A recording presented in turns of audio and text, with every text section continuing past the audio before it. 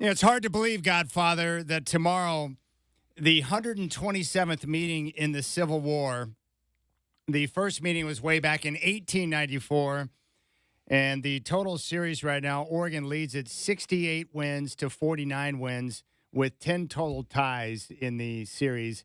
And for the first time in my lifetime, we're getting a game early September. And the bizarre part now is that you have the Ducks who have played 2 games, you have the Beavers who have played 2 games. And we were talking with each other before the show about what we think about the game or what angle we want to take. I really have no feel for the game because I don't know these teams yet. Yeah.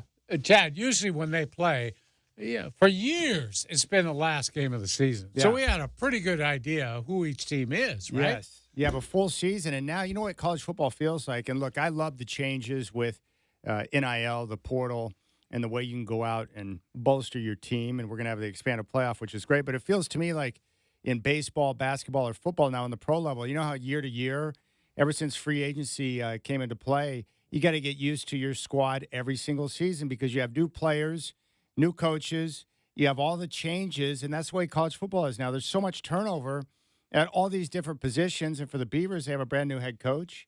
The Ducks have a lot of turnover. It's hard to get a feel on a team for just 2 weeks into the season. That's what makes this game so bizarre. There's a lot of unknown in my mind going into this game, and hopefully we'll learn more about what these two teams are about by the end of the game tomorrow. Yeah, it's interesting to me, too, that you have both schools coming in 2-0. Ducks are 2-0, and they're not feeling all that good about themselves. No. Their fans are really kind of either up in arms or depressed. Yeah. Now, the Beavers are 2-0, arguably played probably not as good at teams as Oregon played. They're feeling great. They're just excited as heck, not only to be 2-0, but to look pretty good and to have that news this week about adding 4 teams to the Pac-12 conference. Yeah, I love how each fan base will make a case based on the competition they've played. I would argue that neither team has really faced great competition. Yeah. Oregon may be a little bit better, but it's not like light years ahead. So we're going to find out so much. For me, the biggest surprise this year through 2 games when I look at both teams, just the overall operation of Oregon State. They're buttoned up. They're organized, and it's clear that Trent Bray has some handle on what he's trying to accomplish because his defense looks great. He's a defensive coach. And then you look at the staff. Kyle Devan, the offensive line coach, one of the best in the country. Gunderson, their offensive coordinator, very good mind, great coach, well-respected around the country. Clearly, there is some great synergy amongst the coaching staff, and they went to work right away when Jonathan Smith left and he got the job to be able to get to where they're at today. It's pretty impressive. Because I thought when everything went down and everything went sideways for Oregon State and Washington State, I had doomsday in my mind. Sure. So what I'm seeing right now is not what I had envisioned several months ago. You know what I'm saying? Absolutely. I understand. I remember those feelings. The one thing I would say, I don't know that we ever gave Trent Bray enough credit for being able to put together such a great coaching staff on the fly. Yeah. He got guys to come there and join him.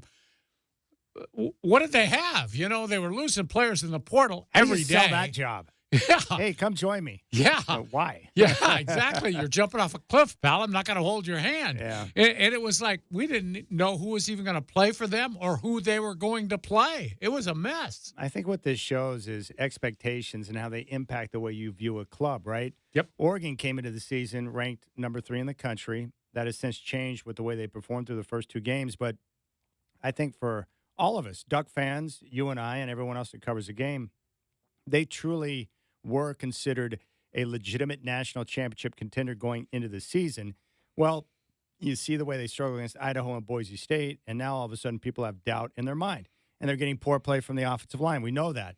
So you look at the 2-0, and it's like, yeah, they're 2-0, but they have underperformed based on expectation. For the Beavs, I think everyone thought, Washington State and Oregon State are screwed. Yeah. Well, Oregon State comes out, and they've been running the football like a mother. Time of possession has been terrific. Their defense looks good, and they've been very buttoned up. As you pointed out, too, they're playing clean football, which is unusual for them. Early in the season, too, which is a good sign. That, to me, is a good sign because it means that guys are paying attention, that you're disciplined, and that could be really give us a good idea of what's going to come the rest of the year for Oregon State. Because when you're not getting penalized, when you're running the football well and playing good defense, those are all things that point to successful football seasons if that trend continues. Yeah, you talked about a big surprise and being surprised by Oregon State.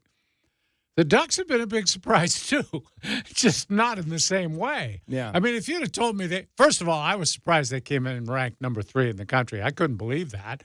But it was based on who they recruited, I guess, and what they had coming back. Yeah. They recruited one of the best quarterbacks in the country and a lot going for them. Everybody's excited. But to come out and play the way they have and not be able to dispatch teams that they've played in the first quarter like they used to. I mean, we're real used to them coming out and just blitzkrieging those teams from the Mountain West or from the Big Sky, whoever it is they play in these early games, and they didn't do it. I just figured the opener would be a 56-7 ball game, and you move on and get ready for Boise State. Well, the point spread was 44, and I told somebody in here they'll be 44 by halftime. Yeah. Everyone thought that. Yeah. And you should have based on what the two teams had on paper. Yeah. But as we find, you lose a couple of offensive linemen. You have a revolving door across the offensive front, and that lacks continuity. And all of a sudden, you lack balance on offense because you can't run it, and you start to have issues. It's really bizarre to watch. And the great part about this game is that Oregon's got a chance to come out and put together a sound performance for 60 minutes. You win big, and you move on feeling better about yourself. But there's a lot of pressure on them because of the expectation for the Beavs. Even if they don't win the game, but if they put a good scare into Oregon, think about what that will do for the rest of that, for the team the rest of the season in terms of how they look at themselves, knowing that they stepped out on the field against Oregon. They didn't get over the hump, but they were able to win some of the battles within the game against a team that's got a lot of talent. I think that's good for them. Mm-hmm. Also, if you pull off the upset, it's an all-time win for the school without question. So I feel like there's a lot more pressure on Oregon going into the game based on what's at stake for them. So a lot of times when you get teams in that spot, you'll find out what they're all about. There's a lot of pressure on the Ducks to perform. They're expected to win. They're 16.5-point favorites. That's wild to me. Based on what? So we'll see how things shake out. But this is going to be a lot of fun. And you've pointed this out a couple of times this week. Look, I'm just happy that this game is still being played. I'm happy that both sides were able to come to some form of agreement to keep this going. And we're going to get the Apple Cup this weekend because I grew up in a state where Oklahoma and Oklahoma State was Oregon and Oregon State, and they're not playing anymore because Oklahoma left to the SEC. They didn't get a deal done, and that important game within the state and that great rivalry, it's over. So at least we still have the game that's being played. It's really bizarre for me and everyone else and for you getting ready for the Civil War in September, but I'm glad the game's being played, and I think it's great for Oregon State. They get to host this game based on what they've been through, but they got to feel good about themselves. They're off to a 2-0 start.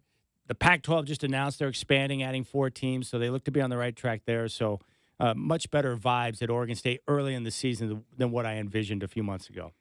Yeah, I've been thinking about this too, Chad. I think it's a huge game for Dan Lanning. Now, if they win the game, no matter what, if they win the game by 1 point, it's still okay. They've won and they've survived and moved on. If he were to lose this game, oh, my goodness. It'd be awful. He's already struggled against his rival teams, Washington and Oregon State, with more than one loss against both teams. In college football, it's very simple. As a head coach, you have to beat your rivals if you want to keep your job long term. We've seen it on and on all over the country. Yes. Now, the advantage about this year, you can take an early season loss, even if Oregon were to lose tomorrow. But you move on, you beat Ohio State, and you put yourself in the Big Ten championship game. All is forgotten. And there's a lot more forgiveness with the 12-team playoff than there was before. But I think for Duck faithful, if he were to lose that game tomorrow, there'd be a lot of question marks there. How can you lose to this team that has no conference when you have all the talent and we're expected to win a national championship, and once again you lose for a third time to Oregon State? That's unacceptable in Duck fans' eyes, and it should be. They have the talent. They have the material. They've got the resources. It would be an embarrassing loss for Dan Lanning, and that's what makes this game so great because the Beavs can come in with no pressure, and if this game's close, as it moves along, you get into the second half and it's a tight ball game, that's where the Beavs will have the advantage because the Ducks will start pressing. That's when mistakes can happen, and if they continue to have the shuffling up front on the offensive line and they lack balance, and Oregon State can run the football. Before the season began, I didn't see a pathway to victory for Oregon State in this game. Yeah. I now see a pathway to victory for them based on what I've seen from both teams. So what will we get from Oregon? I have no idea. I don't even know what we're going to get from Oregon State. I Yeah. haven't seen enough from Giovanni McCoy to know if he can move the Right. ball through Right. the air, move the chains through the air. I don't know. Yeah. Yeah, I get the feeling, too, that there's a whole piece of Oregon State's offense that we haven't seen because they haven't had to use it. They have a passing attack. They have a 2-minute drill. They've got all kinds of things there. But because they've been able to run the ball with such success, they've been smart enough just to keep doing that. Yeah. They haven't shown a good piece of their offense. And that's okay. If you can run the football Heck and the yeah. other team's not going to stop it, keep pounding it. There's nothing wrong with just continuing to stick with what works, right? We get mad Yeah. at coaches all the time that abandon what they do best. We sure do. Oregon State has not had that issue through 2 weeks. So we're going to have Jim Wilson. He's going to join us here in about 7 minutes. Longtime Beav and radio analyst who works with Mike Parker. He's on his way down to Eugene right now. He'll join us. We'll get his thoughts on the matchup and the game and what it's like for him to get ready for this game. I also want to ask him, Mike Parker told us earlier in the week that he's been to 52 consecutive Civil Wars. Yeah. That's a mind-blowing number. I want to know how close Jim can come to matching that number with consecutive Civil Wars that he's been to. You think it's over or under 52? Oh, it's under. That's a lot of games. I don't know if there's anybody in the state that's been to more than 52. Mike Parker. That's just a lot.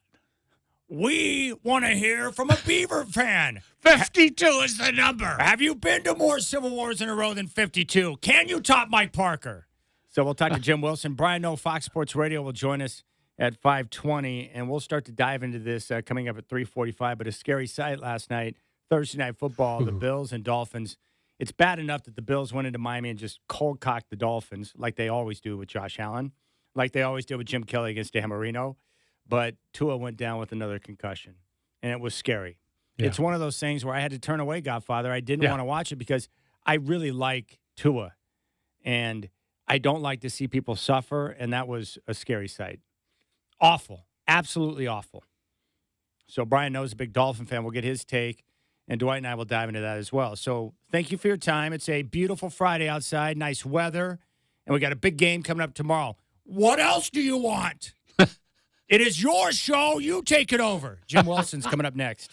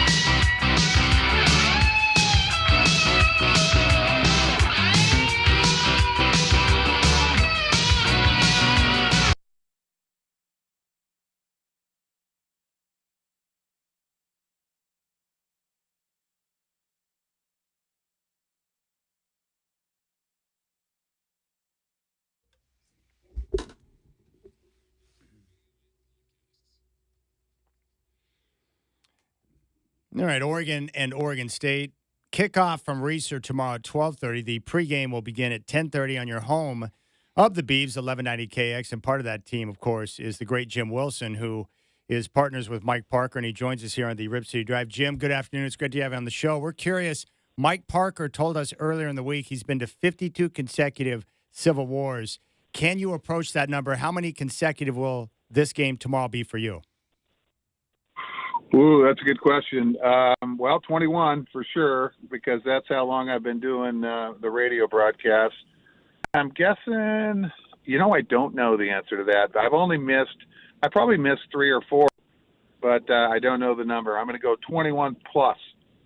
That's good. That's still a strong number. How weird is it for you to get ready for this game, second week of September? Isn't that bizarre?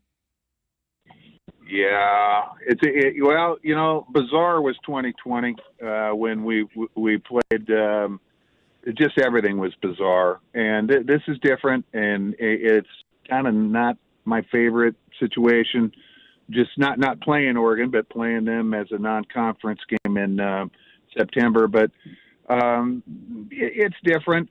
Sometimes I would tell people, it's a good thing we play Oregon at the end, because it seems like they always just shoot out of the gate and they look like just world beaters at the beginning.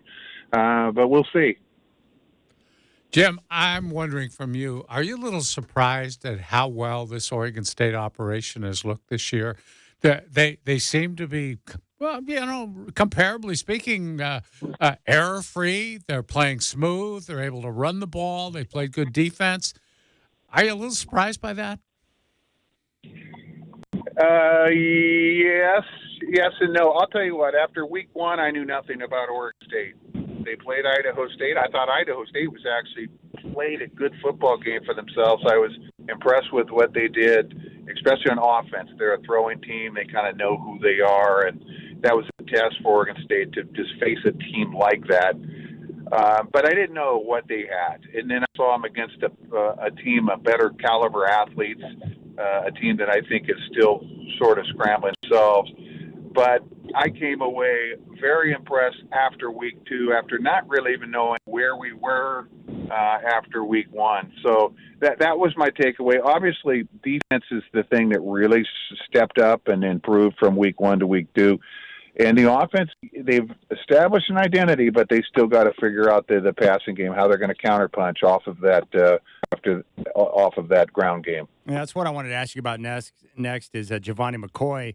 Dwight and I are assuming that, it'd be great if you could run it for 227 yards against Oregon, but that's probably not going to happen. So at some point, McCoy will have to move the chains through the air with his arm. What are your thoughts on McCoy thus far? He's been efficient in what they've asked him to do, and I like that within the game last week, he made a mistake, I thought, on 4th down, not scrambling for a first down when I thought it was clear that he could get it on the ground on a 4th and 7, and the very next time that situation came up, he did run it. He made a good run, and he converted a first down. And I think in the passing, he's been pretty accurate, and they've just not asked him to do much. And I don't know if they're keeping a bunch of things under wraps or they're just still trying to find themselves, because this time last year, Oregon State just had no identity. Ryan Lindgren, the offensive coordinator, was trying to figure out what he had in his quarterback, DJ Uiagalelei. This year, well, they have a new quarterback again, but they also have a new coordinator and a new head coach and a new line coach and new running backs, new receivers. And so I think that's a big part of it, just trying to figure out what they really have, and they are missing a couple receivers. I think when Darius Clemens comes back, he might be one of the things that helps that passing game. Jim, we've seen the struggles that Oregon seems to be having with its offensive line. And I look at the Beavers, and their offensive line so far looks impeccable to me. And we keep hearing what a great line coach Kyle DeVan is. What makes him that good, and do you think he's responsible for what we're seeing on the field? Well, yeah, I'll tell you what makes him good is he's really relatable. The kids like him, and he plays. And so I think that's a great place to start. And proof that kids like him are the 2 starters from Colorado, the center Van Wells, the big tackle Lichtenhand, those guys named for Kyle. I mean, Kyle coached him in Colorado, and he brought him over. And those were to me, the two biggest pickups in the portal were those two offensive linemen. Then you get Joshua Gray, who's now in his 5th year starting, so you have all that experience. And then you got a couple of plug-in guys. And Kyle Devan has been using a rotation where they've used 8 on a regular basis. I mean, you look up, big drive, important game, 7-0, and there's a new center and a new tackle. Next drive, I mean, everything's important. It's a close game, and you got substitutions on the offensive line. I think that'll slow down as we move forward, but I think long term that'll pay some dividends. We're talking with Jim Wilson, Beavers radio analyst here on the Rip City Drive. What do you make of the Ducks' struggle so far through 2 games? Can't figure it out. I saw 0 of the Idaho game, but I saw the score, and I knew it was 17-14. We were following that just because we didn't want the traffic. I mean, we were hoping that the score would stay close so the Duck fans would stay in the seats so we could get home before they left, and that's exactly what happened. But but it's a close game, and I look at the box score. The Ducks have 31 first downs, and Idaho has 10. And really turnovers. It's like I don't know what happened in that game. And the second piece is that the offensive line struggles. I mean, 7 sacks, 3 against Idaho sacks 3 times, Boise sacks 4. Those guys, it's a veteran offensive line. They lost their center. I get that. And then one of their guards is hurt. I think he may be back, Matt Bedford, this week. I just don't understand why the struggles, because they've got guys, the 2 tackles are returning, the guards return. I don't understand that part. So the answer to your question on their struggles, I really am not sure, but I think they're a team that is destined to break out at some point, and Oregon State needs to make sure not this week. Jim, how do you expect the Beavers to attack the Ducks? Like they have been, straight ahead, and they're gonna try to pound them with. They've gone with 12 tight end, 12 personnel, 2 tight ends most of the time. Extensive line of scrimmage, more bodies, and they're going to try to just grind them. And Oregon's on paper the most physical and talented defense they've seen that we'll see all year, really, on paper. And it's just going to be a test up front. Of course, there's going to be some tricks, and there's going to be some look one way, go the other type of thing. But I think big picture is they're going to establish run. And even if they don't establish it successfully, they're going to come out saying that we're done, and you're going to have to stop the run. And so that will make the Ducks commit more people to the line of scrimmage. Hey, Jim, what aspect of the Oregon attack concerns you the most? Is it the speed, the quarterback, something else? What do you see?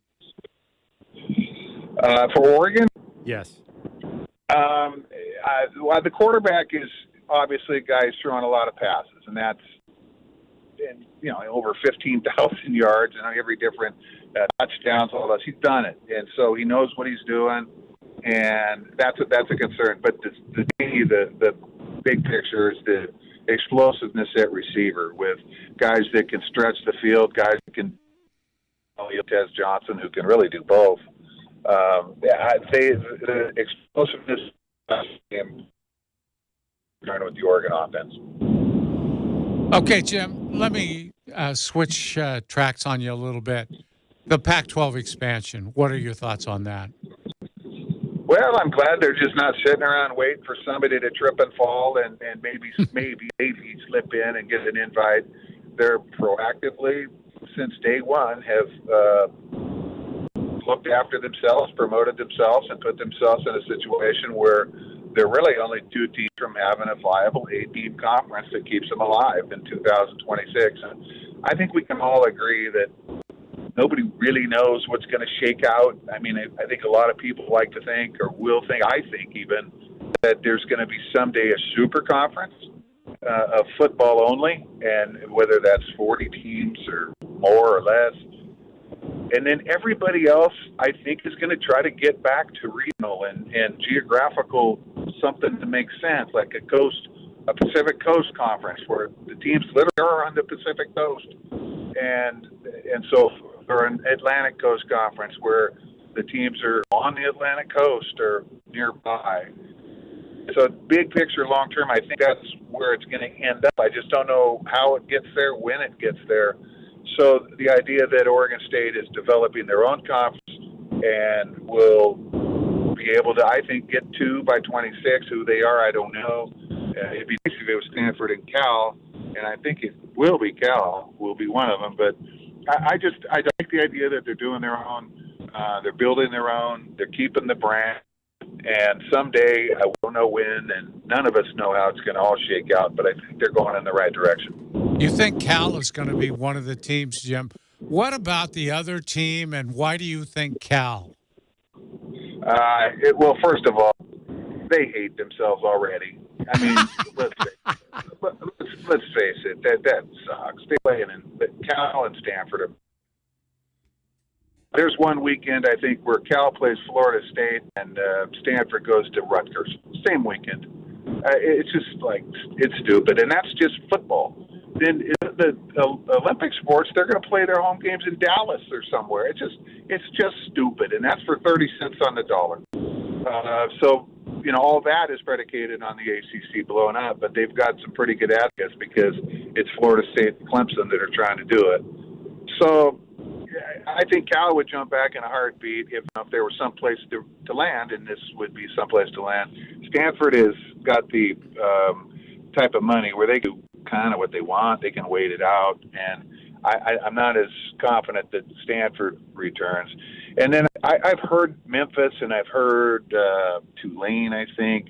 To me, I'd like to keep it more regional. I mean, maybe Texas is as far as you go type of thing. If you do go to Tulane and Tulane and I forgot what the other one was, Memphis, then maybe you add two more Texas teams and you have some sort of East-West situation. I don't know. This is just all some dumbo we were talking. All right, kickoff tomorrow's 12:30 from Reeser. Pregame at 10:30 on your home of the Beavs, 1190 KX. This guy will be on the call. It's Jim Wilson. Jim, safe travels on your way to Corvallis today, and we look forward to hearing you tomorrow, buddy. Thanks for your time. Yeah, thanks, guys. There you go. There's Jim Wilson. All right, so he sounds like he is looking at the game the same way we are, where you really don't have a feel for the two teams. Here's what I can gather from the people we've spoken with. Number one, in a rivalry game, turnovers are always critical. So Sure. If you lose a turnover battle, you're probably going to lose the game. Mike Parker also indicated that special teams are a great concern to him. And we know the Ducks coming off a game where they got two special teams touchdowns to beat Boise, and they've got great team speed. That could be a big factor in this game. Keep an eye on that. And if I'm Oregon, I just keep it simple. Let's make sure that we shut down their run game or at least contain it and force Giovanni McCoy to throw the football. And if they beat us that way with McCoy whipping it around the yard, so be it. But we're not going to let them run for 150 or 200 yards and spend clock on it. So that's how I look at the game. Oregon should just be focused on trying to shut down the run game and make McCoy prove that he can move the ball through the air with regularity, which I have no idea if he can or not against that squad. But I think that's what Oregon will try to do. I think that's a great point, Chad. You have to see him do that. You have to see him beat you through the air. If you don't make him do that, you're crazy. Yeah. Because we know their running game is good. We've seen it for 2 weeks now. Stop that. What's the thing Belichick always talks about? Take away what they do best. Yeah. Take the running game away and see what happens. Yes, and I think if you're Oregon State, you can go in with confidence because you know their offensive line is struggling right now. Take advantage of that. Attack them and be aggressive at the point of attack. And much in the same way, Oregon's going to try and limit the run game of the Beavs. Oregon, if they're one-dimensional and they're relying on Gabriel to drop back and throw it 40 or 50 times a game, that puts you in a position of strength because you can put pressure on the quarterback and you don't have to worry about the play action as much where the big plays come downfield, which Jim talked about with their speed at receiver. And, we'll see how things shake out. But that's really where it's going to be played. This game will be won at the line of scrimmage. Can the Ducks defensive front contain the Beavers run game? And can the Oregon offensive line play up to expectation and create more balance in the offense? There you have it. Special teams and turnovers are the wild card, but something to keep an eye on. because Oregon's got an advantage in the special teams department. Yeah, if nowhere else, that speed is going to show in the special teams. Yeah. Yeah, so that would be a concern of mine. And as regards to the spread, 16.5, I just wouldn't feel comfortable laying 16.5. Most of the Duck fans I know that I've been polling throughout the course of the week, hey, would you lay 16.5 with the Ducks? They're like, no, I would not do that. So we'll see. But it's going to be a lot of fun. I love this game. I've been around it for years, just like you have. Yeah. And it's gotten a lot better over the years as the two programs have gotten better. Sure has. Much better today than it was 20 years ago. Yeah. And I'm thankful that things have played out the way they have, because now we go into it with, a little more optimism in terms of not really knowing exactly what the outcome is going to be. Yeah, if you took me back 25 years ago in a time machine, Chad, I would be surprised that Oregon has gotten as good as it's been, but I would be even more surprised that both the teams have been pretty good. We've gone into that Civil War in the last, 10 or 15 years with the winning team having a chance to go to the Rose Bowl, for crying out loud. When I first moved out here in 87, the Beavers were awful and almost unwatchable. Very boring brand of football running the wishbone in the Pac-8. And the Ducks were a below-average football team. Yeah. I think the first bowl I saw them make it to was the Independence Bowl. Would that be the Moulin Weed Eater Independence Bowl? I think it was. Is it Moulin or Poulon or what is it? Poulon, I have no whatever. idea. It was a Weed Eater, though. Back in the day, they didn't have all the Poulon. sponsors added to it. It was just the Independence Bowl or the Orange Bowl. But now it's like the Capital One Orange Bowl, the Poulon Weed Eater Bowl, all these different things. I can't keep it straight. The Fiesta Bowl used to be sponsored by Tostitos, but it's not anymore. That's too bad, because we used to get a lot of chips when Some you of the went best to cover snacking that. of my life came during that week of the championship Yeah. game with Auburn and Oregon. Yeah. They had an entire Tostitos room where you'd walk in, and there were bowls of chips everywhere. Everywhere. I'd never seen anything like it. Yeah, take a couple bags with you if you want. That's okay. If I ran a bowl, I would pick my sponsor based on what would be the best ad for the week leading up to the game. Tostitos is right up near the top. Yeah, I think that the Fiesta Bowl is probably the best bowl game I covered. I think it was better than the Rose Bowl, really, in terms of all the peripheral things going on. I have no question about that. The Rose Bowl, great sunset, but the stadium is old and decrepit. Hard to get to. Very Traffic difficult is to get murder. to. Yeah. And because of LA and its size, everyone was spread out. But in Arizona, teams had specific places they practiced, and then the pep rallies were in one spot in Scottsdale. Mm-hmm. So the entire setup was better. But Yeah, you could get to everything. Yeah. Yeah.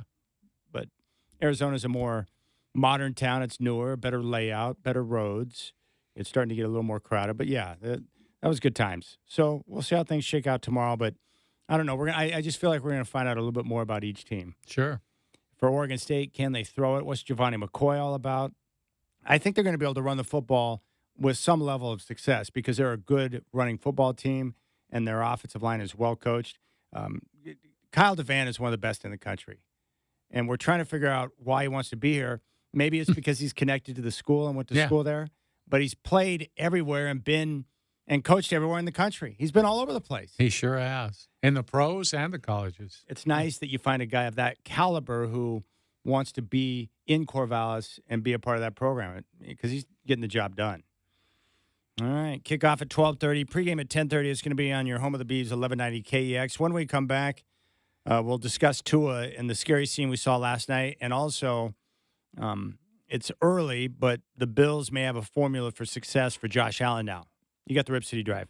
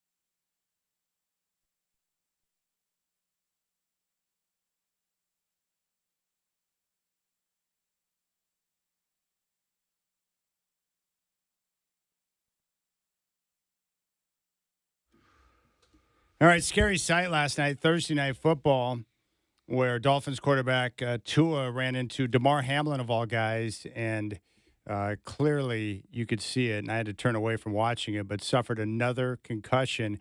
Godfather, what was your thoughts when you saw that play and the way it went down for Tua? Well, when I saw him not get up immediately, I thought, here we go again. Oh, my gosh. And, Chad, it's pretty much considered fact that the more concussions you get, the more you're probably going to have if you continue in your chosen line of work. And it was a bad sign, I thought, that wasn't one of the biggest collisions that you'll see in an NFL game. He hit him pretty hard, but I don't know. My first thought was, I've seen quarterbacks have bad days before. He'd already thrown 3 picks. Now he gets a concussion that, who knows, might end his season, might end his career. We don't know about that stuff yet. Thank God he got that contract signed when he did. I don't think that's what the Dolphins are saying, No. Chad. No. Yeah, we were joking But you're about that, right. too. Whoever thought it was a good idea to sign Tua is going to get fired real soon. Who okayed that deal?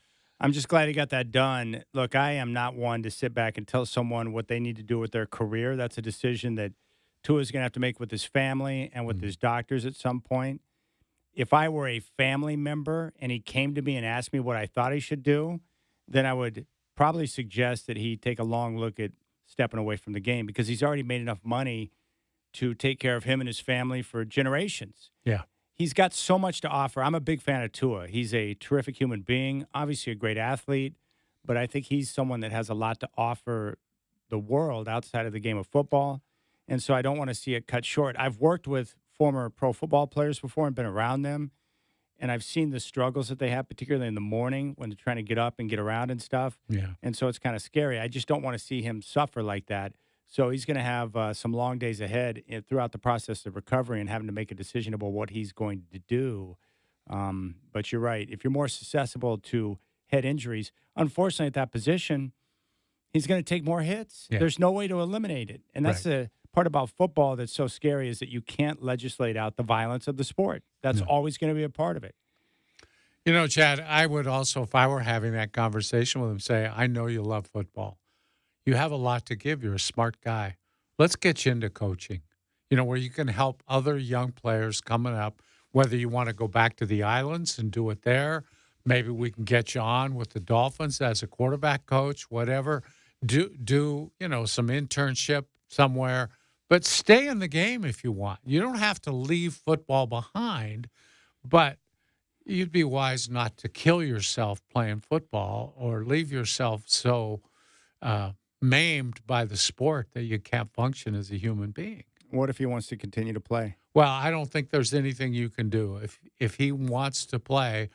And I don't think the league has a test right now that you have to pass in order to play. And there's some talk of even that. Can we have some bar that you have to reach and you have to get over in order to play football? And he'd probably pass it anyway once he recovers from the concussion. All right, so the Dolphins, Tua's going to be out for some time. Would you be surprised if he plays again this year?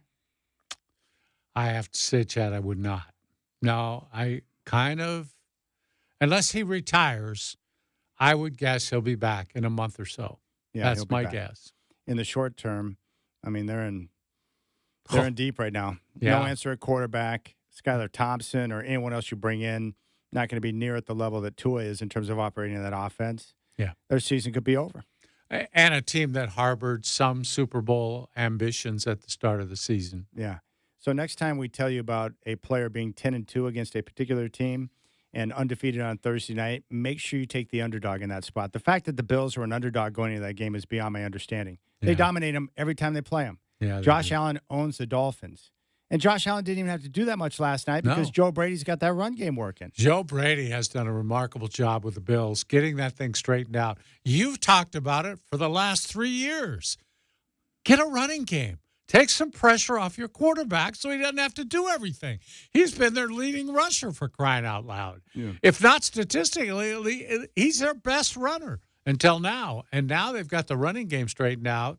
It's a whole new ball game in Buffalo, man. Josh Allen's a special player. Yeah. Love his game. He's tough. He's big. He's athletic. And you can see why a guy of that size would want to lower his shoulder pads and deliver some punishment. I just like the fact that there are going to be games now where he can allow the running game to do what it does, and he doesn't have to do everything. And then if you're in those games that are tight or you get behind early and you need him to bring you back like we saw last week against Arizona, he can do that too. Yeah, but don't make him do it every week. Right, exactly. And I saw him after the game, the post-game press conference. He was fresh as a daisy. I can't remember seeing him so fresh and alert and clean-looking as he did last night. Usually he comes in after a game, and that guy's worn out. You know, he's got mud on his cheeks.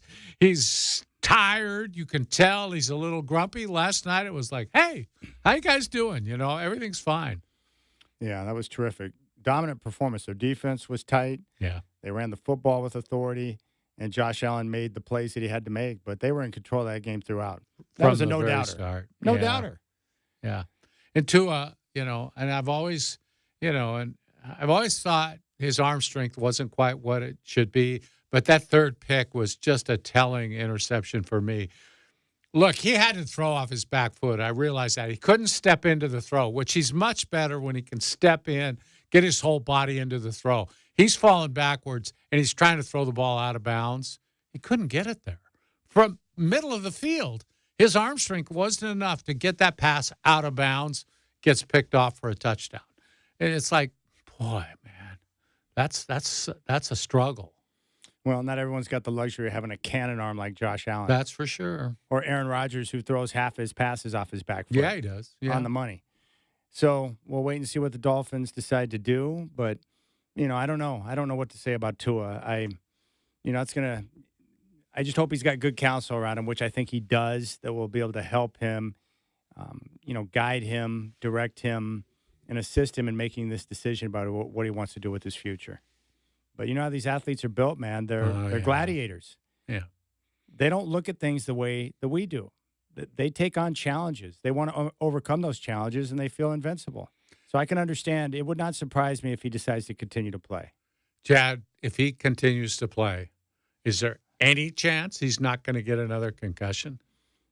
Well, if he doesn't get hit or take a weird shot, but the chances of that happening are pretty slim. That's what I think. He's going to get hit. It's the nature of the game. The problem is there's no way to really indicate the level of damage that could be caused by those moving forward, right? Right. You can't measure the CTE until you die, really.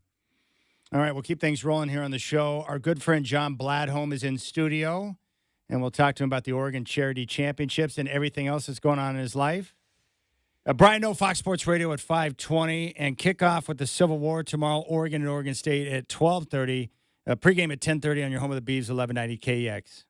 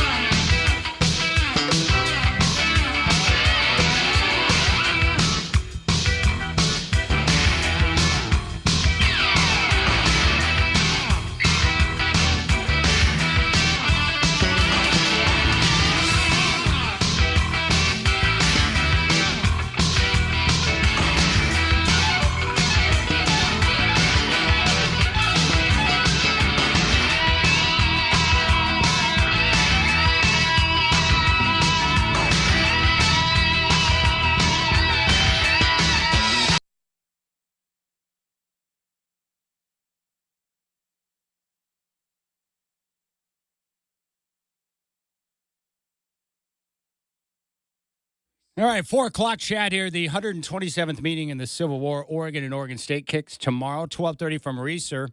Oregon right now favored by 16.5. Oregon coach Dan Lanning said he's confident offensive tackle Matthew Bedford could play tomorrow.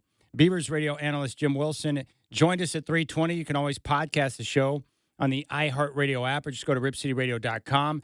One top 25 college football game on tap tonight, 5 o'clock on Fox. It's number 20 Arizona at number 14 Kansas State. KSU favored by 7.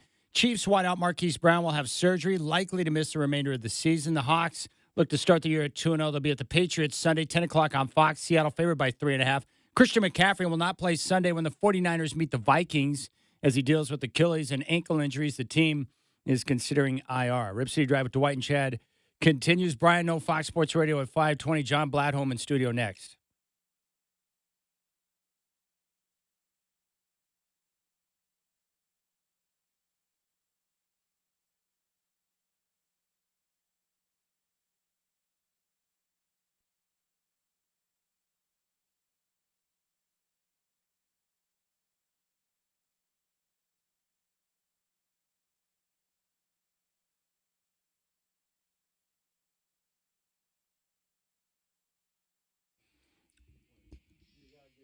All right, don't forget Brian Noe, Fox Sports Radio is going to join us at 5:20.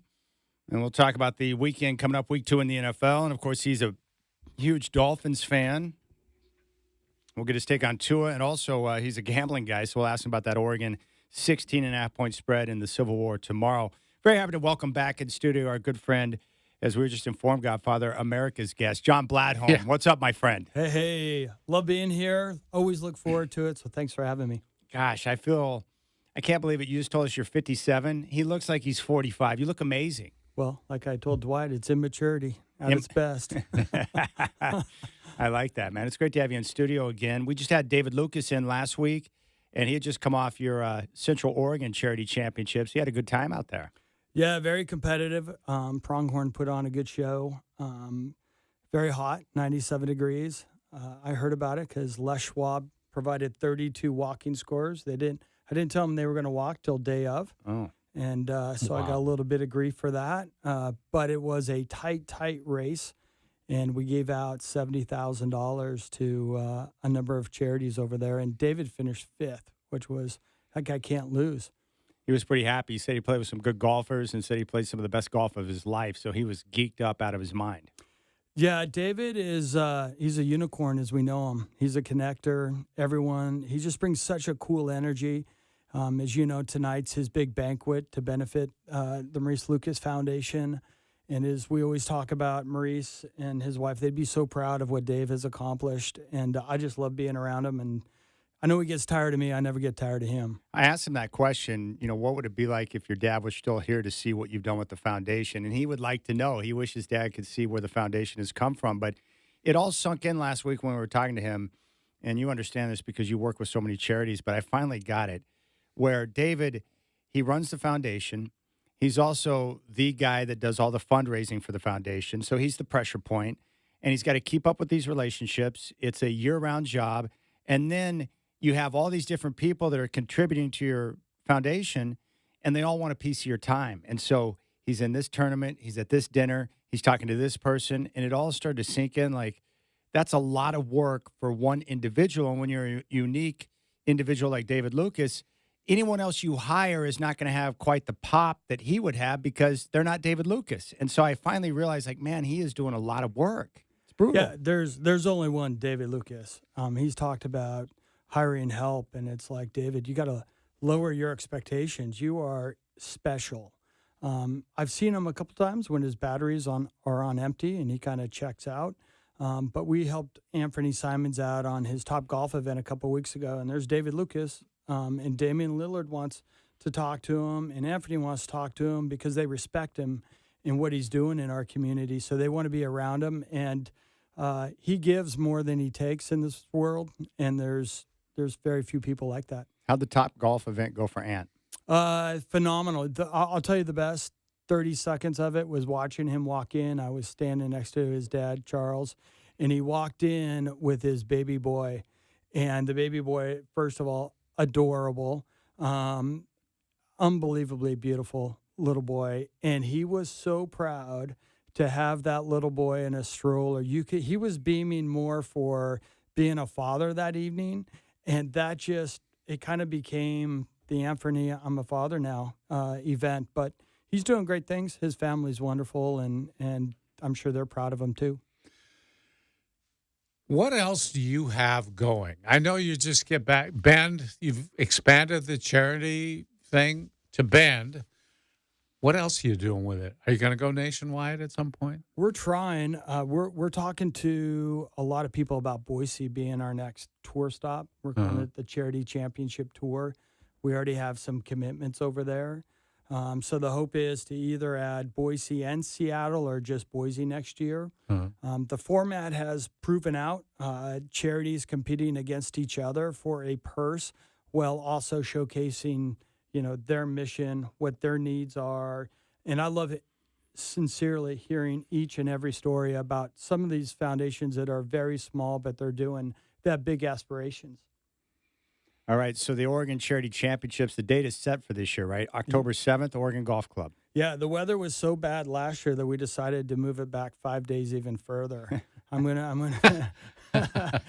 going to challenge Mother Nature to see if she can be a little kinder to us. But yeah, because of Pacific Office Automation and Safeway, Toyota does a $5,000 putt for charity and puts up 4 hole-in-one vehicles. Would sure love to get you into this event sometime. On Point they've upped their KPs and long drives to $1,000. So every single dollar that is won on the golf course this year, and like last year, goes to charity. So it gives amateurs a chance to feel like a pro. If I make this 10-foot putt, it could mean $25,000 for my foundation. Very competitive. All right, so why don't you let everyone know, for those who aren't aware, the Charity Championships. We saw it last year for the first time, the Oregon Charity Championships. You just did another event out in Central Oregon. What exactly is the concept? How did you come up with the idea, and what are you trying to accomplish with the Charity Championships? Well, I mean, the idea is that it's most golf tournaments are 26 to 32 teams competing for one cause. Like yesterday, we helped out with the Sunshine Division. Kyle Camberg, who does a wonderful job, and Langdon Farms the reserve was in phenomenal shape. This is every single team represents a different charity in this community, and we're once again sold out, but there are 3 ways that you can still get in the championship this year.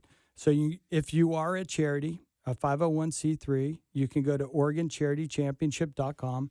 It's very simple to register your charity. And then on the 30th of this month, we are going to draw the final 2 charities on KPTV with Andy Carson. And then Two Town Cider House, we've partnered with them in Safeway. You can go into any Safeway store, over 100 of them, and there's a QR code. And just click on that QR code. You don't have to purchase anything, but I recommend you do because it's really good tasting stuff. And if we select your team, you're going to play on behalf of the Humane Society. So I'm hoping to get someone from the Humane Society on your show in the next couple of weeks. That'd be great. Who doesn't? Do you have a dog? I do. Yeah, we both do. You do? Yeah. Animal lover. And anyone that wants to bring pets in studio, always encouraged. I like it when Michael Schecker brings his dog in. But, yes, love the animals. Oh, I had no idea. I'm basically, over time, have become Ace Ventura. I love all animals now. Really? Yep. So if you had to have a different type pet, what would it be? A golden retriever. That's what I got. Yeah. But I mean a different type than a dog. Ooh, I'd probably go with a cat. I've had a cat before. I had Tiger for 17 years, and he was a good one, so I wouldn't be opposed to going cat for sure. Wow, that's going way outside the box there. I was thinking something like crazy, like, a pet hawk or something. Oh, I wouldn't go pet hawk. I've seen, what's cute is that I've seen a couple of videos lately of a pet squirrel. I'd go squirrel because I'd like to have a little buddy like that. Yeah, right. They seem pretty friendly, yeah. How about you, Dwight? I'm good with dogs. Don't get me involved. Maybe, how about a parrot? I always wanted, I used to live in a floating home, and my neighbor had a parrot. I loved that parrot. Oh, man, he was great. Most parrots know more words than I do. So Yeah. So they're cool. Impressive. So anyway, wait. Where the Humane Society gets to compete this year, they didn't last year. So go to OregonCharityChampionship.com or go into a Safeway store and find the Two-Town Cider House display. And would love to have you compete on October 7th. And it's going to be, I'm trying to get you into this event someday. I know you work too much, but love to have you compete. No, it's great. I love it. And Oregon Golf Club is beautiful. And I think what I love most about the concept where instead of just one charity, you get all the charities together, working together instead of against one another all the time. It's a great concept. Yeah, it was one charity this last year that said, you know what, all ships rise together. We all live in one community, even though we're working in different places for different things, different reasons.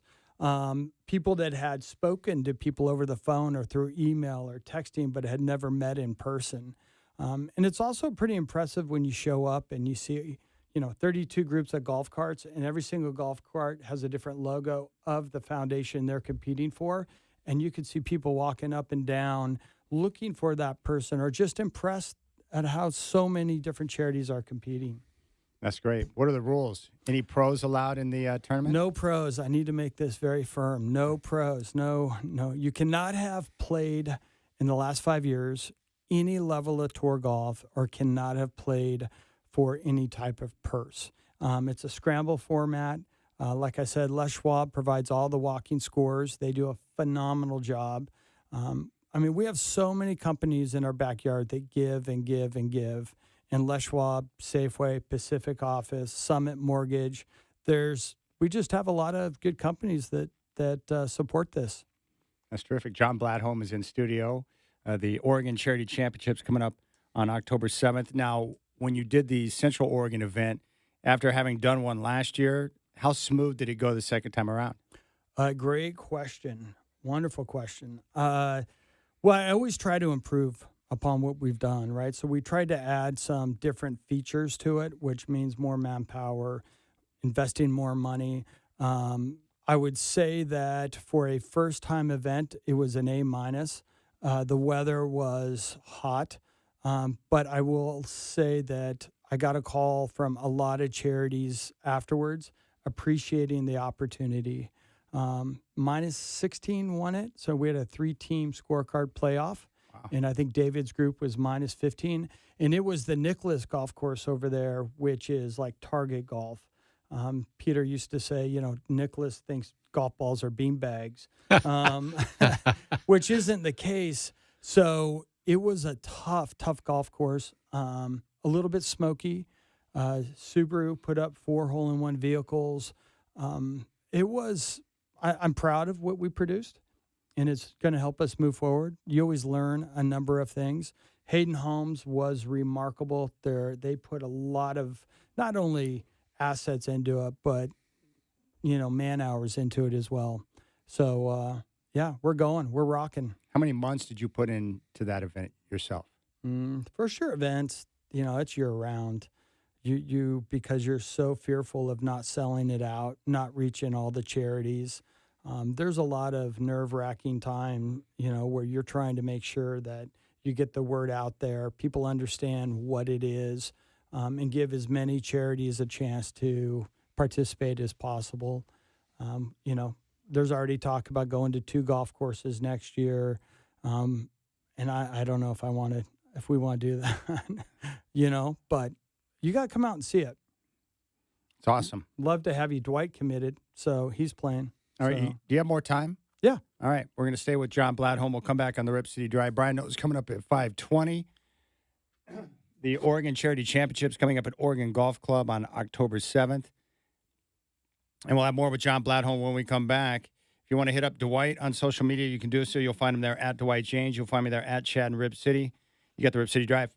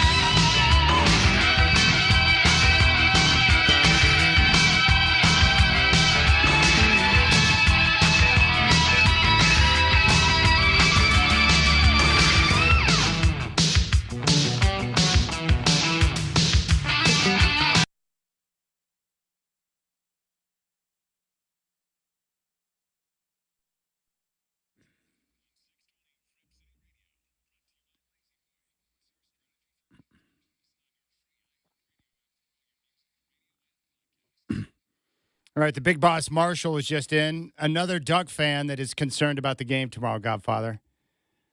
They all are.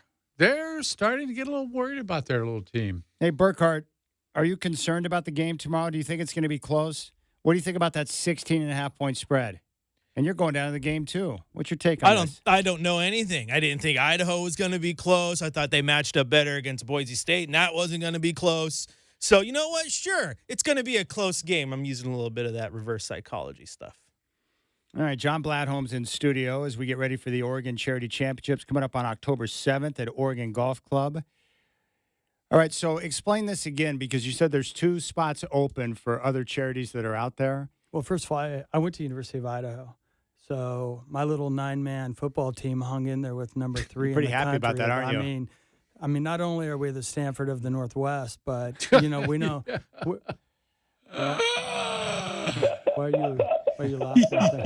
A lot of people don't know that. Yeah. Yeah, a lot of people don't. I didn't know you were a say Vandal. that. That's pretty cool, man. Yeah, it was funny because everyone's like, "Oh, they got a great engineering program. Are you an engineer?" And I'm like, "No."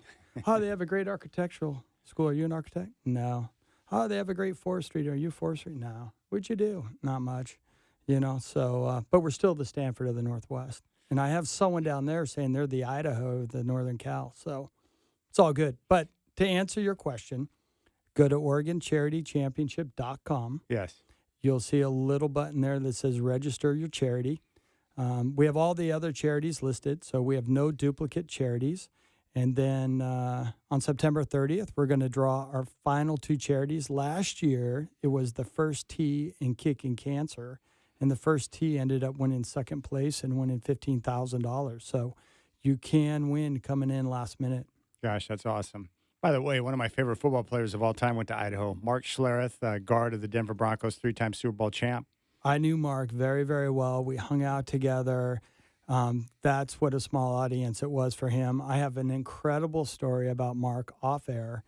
So I'm on TV this morning for the first time in a long time. So you're not joking. You know Mark. Oh, yeah. Okay. Oh, yeah. He was, for me, we came in the exact same year. We're the exact same age. He's a lot taller, better looking, better athlete, smarter, all that stuff.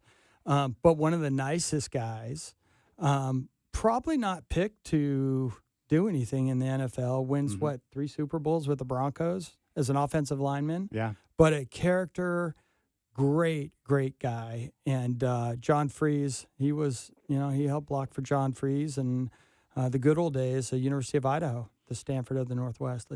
John Freeze, former Charger and Seahawk, by the way. Oh, yeah. Yeah, still lives in Spokane, I believe. But, yeah, Mark did a lot. There was also a young man by the name of Marvin Washington who walked on, and he ended up being a defensive end for the Jets. He played for the Broncos, too. Yeah. I know Marv. Yeah, he's a good dude. Yeah. No way. Yeah, we keep in touch.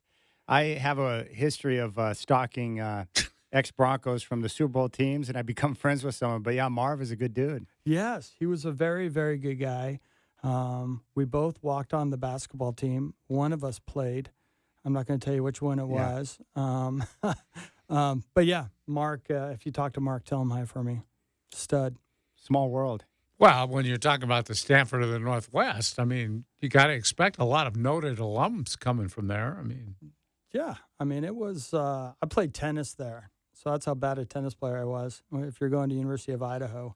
But do they still play their football games indoors? Yeah, so they have the Kibbe Dome. mm-hmm. There was a period of time, there was a rumor going around that one of the big beer companies wanted to pay them a lot of money to paint that Kibbe Dome as a beer can buried into the ground.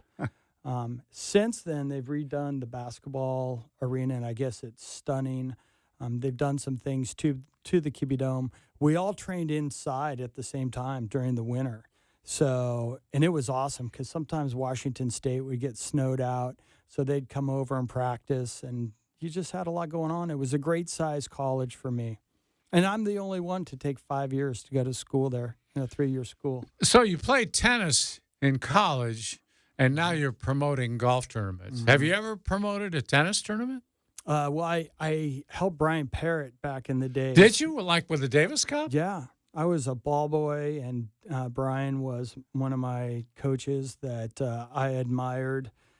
His dad was a writer, correct? Harold, yeah. Yeah, Harold. For the Brooklyn Eagle. He covered Jackie Robinson for the Brooklyn Eagle. Did you know everyone, John? No, well, I'm getting to that age where there's less people and you've been around a while. Wow. But Brian Parrott, I mean, I know Brian. yeah, he probably doesn't get enough credit. I mean, he brought the Davis Cup He did. to Portland. That was a big deal, too. Tom Gorman and some of those guys, and it was amazing. He brought some good exhibitions here, too. They, Connors and McEnroe played here, I think. Yeah. When Where'd they did play? Moda? Coliseum. Oh, the Coliseum. Yeah. Yeah, and then he brought, this is a great story, he brought, over at the LP, or at University of Portland, he brought in the LP Invitational with Harry Merlot, and they wanted to get Guillermo Vilas. And Guillermo goes, I'll attend if I can bring my hitting partner. And who's your hitting partner? He's a young kid by the name of Boris Becker. Boris comes, plays, wins this little tournament in Portland, and then wins Wimbledon like 2 months later. Yeah. As like a 19-year-old. And Brian brought that to Portland. So, yeah. What do they say? You know a lot about a lot of things, but you're really not smart or something like that, Yeah. So, That's yeah. pretty awesome. Yeah. So how did you get into the line of work you're in now, where you're promoting tournaments, doing golf tournaments? Like, how did that become? Because it's not a traditional career path. Well, I finally graduated from the Stanford of the Northwest and What was your degree in? marketing. I can't even spell it, but marketing. And my mom was a school teacher, and her student's mother was Peter's assistant, Alana Snyder.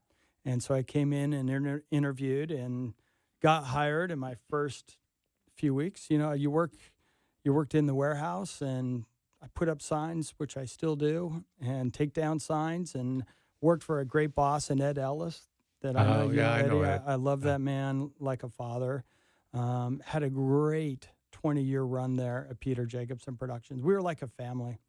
Ed So- Ellis did a lot for golf in this area, too. Yeah, a whole lot. So did his father, Elon Ellis. Yes. And I've never heard Ed say a bad word about anybody. Just a true gentleman. First one in the office, last one to leave. He taught me the first day that everyone picks up cigarette butts, including himself, and we were trying to clean the Portland Golf Club up, to make it look pristine. And there's Ed picking up cigarette butts with us. And, those little lessons in life that you don't know are lessons at the time, but they affect the way you move forward. Yeah. And it's why I quit smoking too. No, I'm just kidding. Never smoked. So thank you. I feel like this is counseling. I'm getting a lot off my chest right now. No, the more I learn about you, the more fascinating you become. So I'm just curious about all the different steps and how you got to where you're at today. Yeah, you must have been really disappointed. You're finally getting to know me, and you're too. Holy cow, Chad. No, but I saw a lady today. I was in downtown getting a haircut, and she was not working for the city, but she was on her own. She had a bucket, and she had those long-armed, like they look like tweezers, but she was going around the park down there close to Broadway, just picking up trash and putting it in the bucket. She must live in the neighborhood, I would assume, but she was just out there cleaning and picking things up. And I thought, it made me happy because I thought there's a concerned citizen who's taking an interest in the area around her, just doing something on her own to make the area look better. I thought that was pretty cool. Yeah, so, that story, I'm just going to tell you when 3 years ago, I rode my bike across America with Chris Ray and Wait a second. Across America? yeah, from New York City to Pacific City for 8 foundations. But let me get to my story because it's really not about me. On day 4, we had a really tough ride, and we ended up in this tiny town in Pennsylvania in a downpour. And there's 4 of us. We're riding with 2 retired firefighters. And we're sitting there, and this old man is sitting. We're sitting, 2 of us on one side of him, 2 on the other side. So we're like, hey, how are you? And he goes, good. What do you do? I clean the streets of this town. And we were like, really? And he goes, yeah, last year they gave me a brick with my name on it. And he was so proud. And we're like, well, what'd you do for that? And he goes, well, I played for the Steelers for 16 years, won some Super Bowls, but I'm more proud of what this little town means to me than playing football. It was just very similar. He took such pride. And we sat there in this rainstorm and got to know this guy in a small town that's what he did. It was amazing. That is awesome. How many days did it take you to ride across the country? 42. Jeez. How many total miles were you biking? 3,200. Godfather, that's insanity. It's ridiculous. Most dangerous state was the state of Oregon, from Was it? Ontario to Bend. David Lucas rode the last day with us from Salem to Pacific City with Mike Richardson from Dark Horse. And, you're on now logging roads that people are flying. Oh, my gosh. So to get so close and worry that, something could happen to you was scary. But I have dreams about it. We met so many people. We went to children's hospitals. We stayed in fire stations. We benefited. We divided the country up into 8 different segments. So every segment benefited a different cause, from the military to Boys and Girls Club, Feeding America, Joey Harrington Family Foundation. Oh, sweet. So Where did the money come from?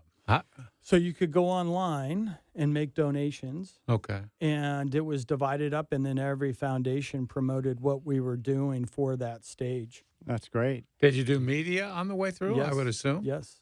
Yeah. What I love about that is that being able to travel the country on bike and then being able to stop off and meet all those different people, it probably gave you a different perspective on the country than it would be if you were driving through. You know what I'm saying? Well, the biggest thing, spot on, is I thought most of America looked like Oregon. Yeah. And other than Pennsylvania and Oregon, maybe a little bit of Idaho and Montana, there's nothing out there. And we should take such pride in where we live with the rivers and lakes and streams and mountains.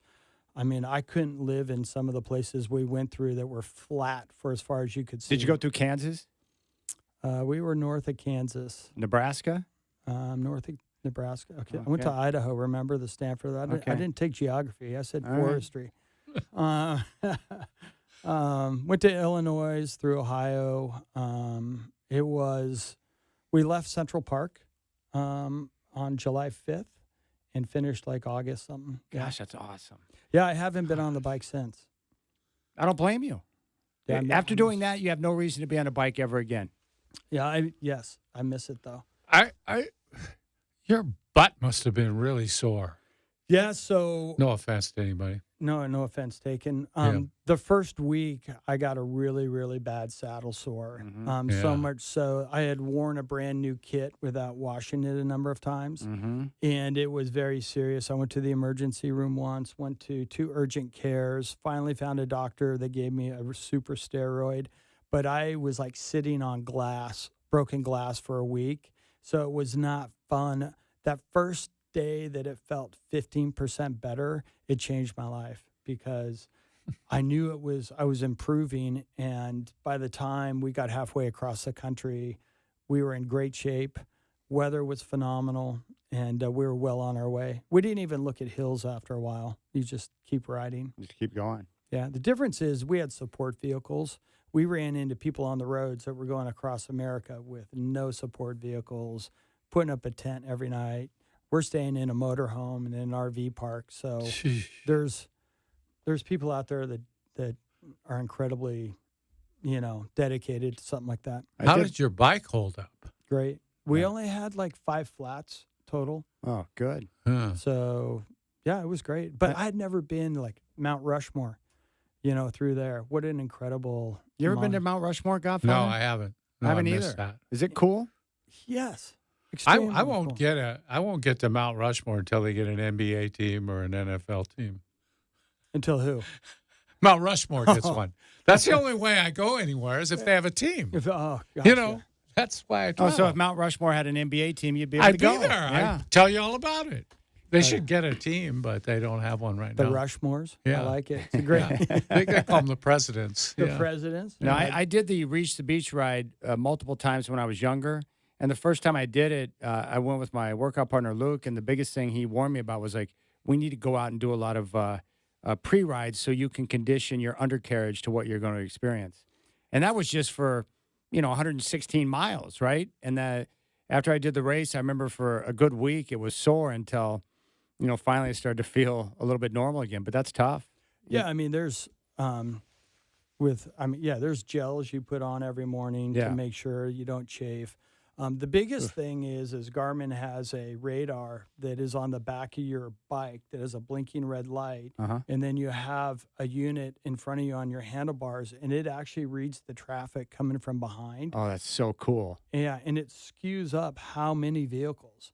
Wow. So we got 5 vehicles coming, so you're just a little bit more prepared, and they're coming because when you're on the bike for 8 hours a day, you start daydreaming and you check out but that thing starts beeping and it shows you how many cars or motorhomes. It was a lifesaver for us. Yeah, that's great. I didn't realize that Garmin, they do everything else. Why not have technology for bikers too? That is awesome. They have everything. That could be a lifesaver because you're right. You'll get out there on the bike in the middle of nowhere and you'll be amazed at what starts floating through your mind. Yeah, we got into this. My buddy Troy, who's listening right now, got me into Springsteen, and I wasn't a Springsteen fan before, but I became one, and I listened to Your Small Town, that song, and this summer was the 40th anniversary of that song coming out, so I was like, how cool would it be? And I actually wrote Bruce Springsteen's agent to go, how great would it be to do a show 40 years later where if you have a small town of less than like 2,500 people, you enter your small town. He picks 5, visits them, picks his favorite, and he does a concert for that small town on the 40th anniversary. What'd they say about that? Crickets. That makes it a better story anyway. Nothing. Yeah. Nothing. Every time I'd get that crazy phone number coming across, I would think it was somebody that thought it was a great idea, but nobody. That is a great idea. Oh, it would have been awesome. Listen to that song. It's amazing. That is a good song, And we were too. riding through these one-street towns, with one barbershop, one bank. Yeah, one traffic light. One traffic light. Mhm. And I'm like, oh, it'd be so cool. Yeah, that's the town I grew up in, Manfred, Oklahoma. Oh, really? Yeah, small town. How many people? When I was there, like 1,800 to 2,000 When's the last time you were back there? a few years ago. And had it changed? Slightly. The grocery store had moved to a new building. The schools were all the same. The church that I went to looked the same. And they had a couple of more fast food options. But that's about it. It was like going through a time warp. But I enjoyed it because it was exactly how I remembered it. Doesn't it kind of give you a pit in the stomach of sadness a little bit? Like when I went back to University of Idaho like 5 years ago for the first time, I just felt sad because it's like all the people that I knew in this building, in that building, none of them were there. And I thought, all new people. Yeah. Did you get any nostalgic that way, or was I it? do. It was very nostalgic because I had all these memories of, my Nana and my Papa and places where my dad would take me or we'd go as a family. And the crazy part, and you probably experienced this, but when you go to a place where you grew up, where you were smaller, the town and the trees, everything looks small. Like it's on a different scale because when I was younger, everything looked big to me, but everything looked smaller. It was really strange. How about you, Dwight? Where'd you grow up? I mean, I know you're still working on it, but The mean streets of Westmoreland in Portland. that is a tough place. Yeah, it was a tough childhood. Wow. Yeah. Is there technically a Westmoreland? Yeah. Okay. Westmoreland and Eastmoreland. Depends on what side of the tracks you were born on. Not a lot of people know about North and South Moreland. But how much I'm sure Westmoreland has probably changed a ton since the days you were there, has it? Yeah, it has, but not as much as you might think. And it's still a nice residential area, just as it was when I was a kid. I was one of those lucky kids who grew up in a neighborhood where nobody locked the doors. The kids would take off on their bikes at 9 in the morning, come home at 6, and All right, all John, was good. this is not the last time we're going to talk to you. We appreciate you coming in studio today, but give us a quick preview of what we can expect over the next few weeks preparing for the Oregon Charity Championships. Who are you going to bring in to talk to us? Oh, boy. Obviously, the Humane Society. We'll try to get David Lucas in, Lorna Day, the USO, and a few new ones. So go to OregonCharityChampionship.com, register your charity, and hopefully we pick your name on September 30th. And as always, love you too. So thanks for having me. I can't Humane believe. Society better bring a dog in, too. Don't you think, Chad? Yeah. Yeah. As many animals as possible, please. And I'm mad at the boss. How can you turn down that idea? You hand delivered it on a silver platter. Crickets. Sent him a gift package and everything. Gosh. Yeah. Like, Do honestly. you get a thank you note even? No, nothing. I'm going to bring in a parrot, a squirrel, and a golden retriever, and let's do it. That's what I'm talking about. All right. Appreciate All right, you guys. John Bladholm, you're the man. All right, we'll keep things rolling. Brian Knows coming up at 5:20. We got more football coming.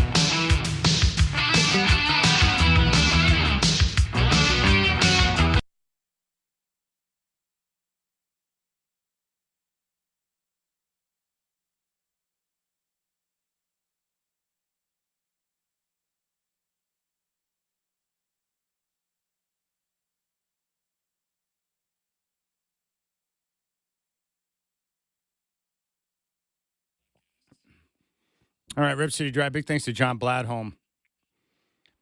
He was talking about Mount Rushmore. I have not been, neither as the Godfather, but Ryland just hit me up and made a very good point. And I have a tendency to believe this is probably true. Mount Rushmore is lame. You drive up to God knows where, look at it for 3 minutes, and then take off. Yeah, I told you that's my feeling about the Grand Canyon. And my son worked there for a few years for the National Park Service, but you just go forever to get there, and then it's just a big hole in the ground. And actually, I hiked halfway down. We had no plan of going all the way down, but halfway down, and okay, so What do you got going on over there? really nothing going on. Oh, I'm just getting a protein bar. Oh, okay. Well, almost to the top of the hour. It's time to refuel. He's like a living, breathing movie character. Like, you just hear the crinkling coming out. Now, if Evel Knievel is jumping his motorcycle over the Grand Canyon, I'll go for that. Right, for sure. That's a different ball game. Yeah, but that was the Snake River Canyon that he tried to do, and not nearly as big as the Grand Canyon. It reminds me of when my parents took me to Yellowstone to go see Old Faithful.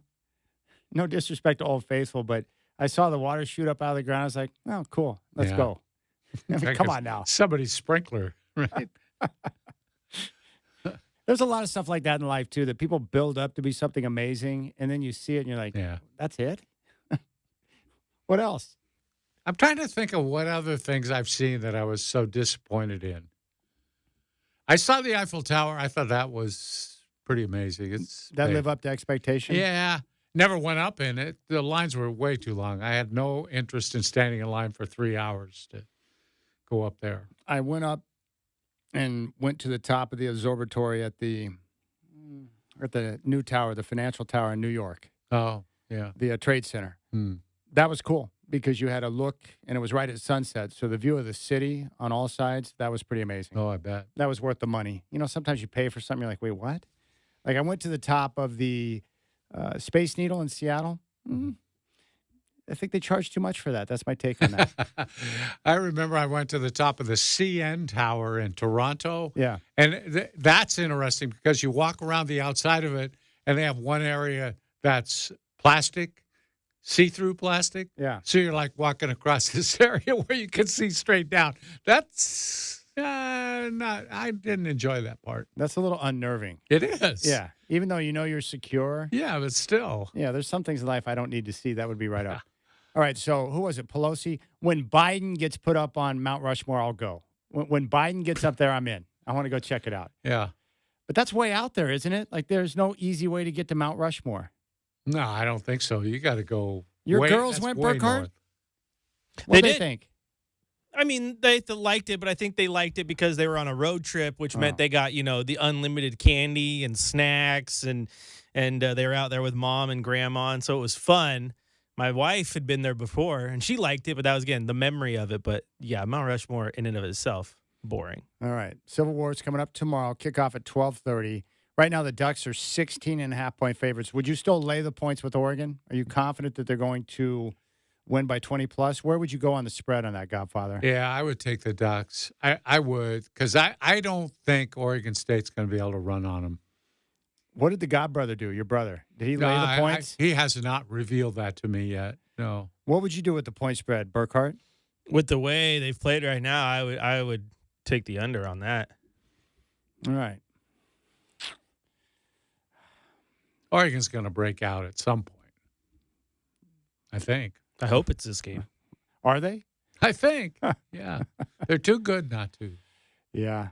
They will at some point. It would be nice to see Bedford play this weekend. Dan Lanning says that he's confident that he could play this weekend, which tells us nothing. Yeah, exactly. He was confident before the Boise game, too. Yeah. So I who think knows? Dylan Gabriel could throw for a lot of yards against them because I think they're I don't know that their DBs are fast enough to cover the Duck receivers. That's true, but if their offensive line's not protecting Dylan Gabriel, it's not going to matter. Yeah, I agree. I just don't know what to expect. I guess the part for me on the spread, it's just dicey for me to lay 16.5 points with a team that's had issues with the offensive line because the offensive line is so critical in their attack. What's weird is to see Oregon unable to run the football because we haven't seen that for a long time. Normally they're able to line up and run it. They want to throw it for 300 and run it for 200. They can do that. They can reverse that. However they want to do it, they have so many different ways to beat you. But it's just weird to see that offensive attack struggling the way it has through 2 games. Yeah, you can go back 14, 15 years, and they could always run the ball. Yeah, good backs, good scheme, and they've had some good offensive linemen come through there as well. I'm not used to them not having premier running backs, too. They've had a lot of really good running backs. But no one that really stands out this year. No, not yet. Not yet. We haven't seen it. How about Oregon's former offensive coordinator, Kenny Dillingham? Oh, man. Takes the job in his home state of Arizona at ASU. Last year, they're 3-9 as they go through a rebuilding year, and now they're 3-0 after the win last night at Texas State. They've got wins over Texas State, good program, Mississippi State, SEC, and then they crushed Wyoming in the opener. That's pretty impressive. Very. In a very short period of time for a young coach. An offensive-minded coach who's got West Lend star Sam Levitt now at quarterback, who's doing a good job. I'm telling you, if I'm a quarterback, give me the offensive mind. I do not want to play for a defensive coach. Yeah. Unless you're Dan Lanning and you've got Will Stein running the offense. He seems pretty capable. Arizona State's been a sleeping giant for a long time, and maybe an alumnus of that school can turn that around. I just don't understand how you can't recruit top-notch athletes to that area. Yeah, no kidding. He's got everything you could possibly want as a young man, I can tell you that much. All right, we'll come back and we'll dive into the Tua situation. I guess the question for you would be this. It's very simple.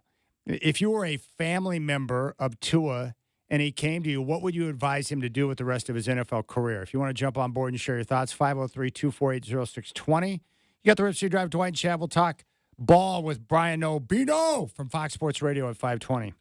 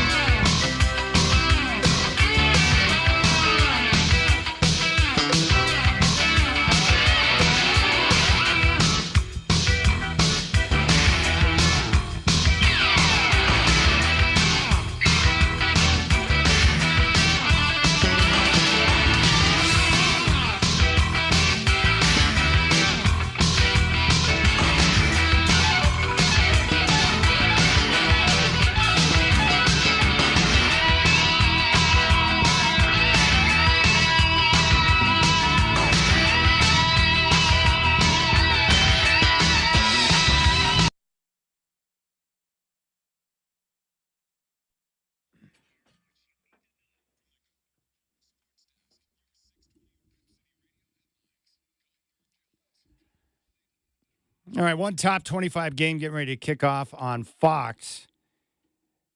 It's going to be Arizona, who are ranked number 20, taking on number 14 Kansas State. KSU favored by 7.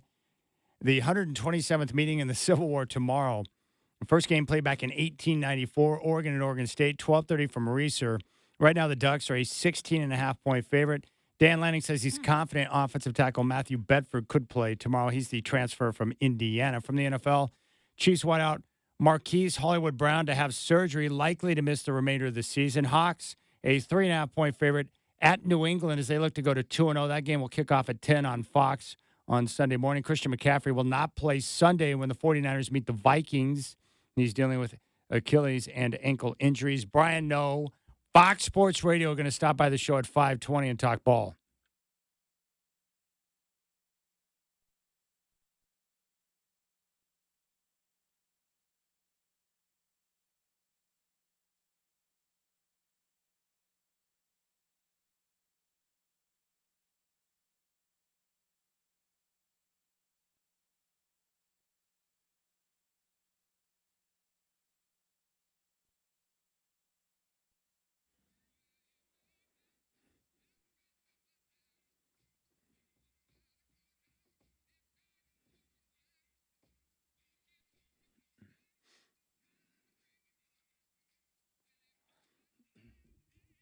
Hey, Godfather, what role do you think the NFL should play with Tua when it comes to determining his future?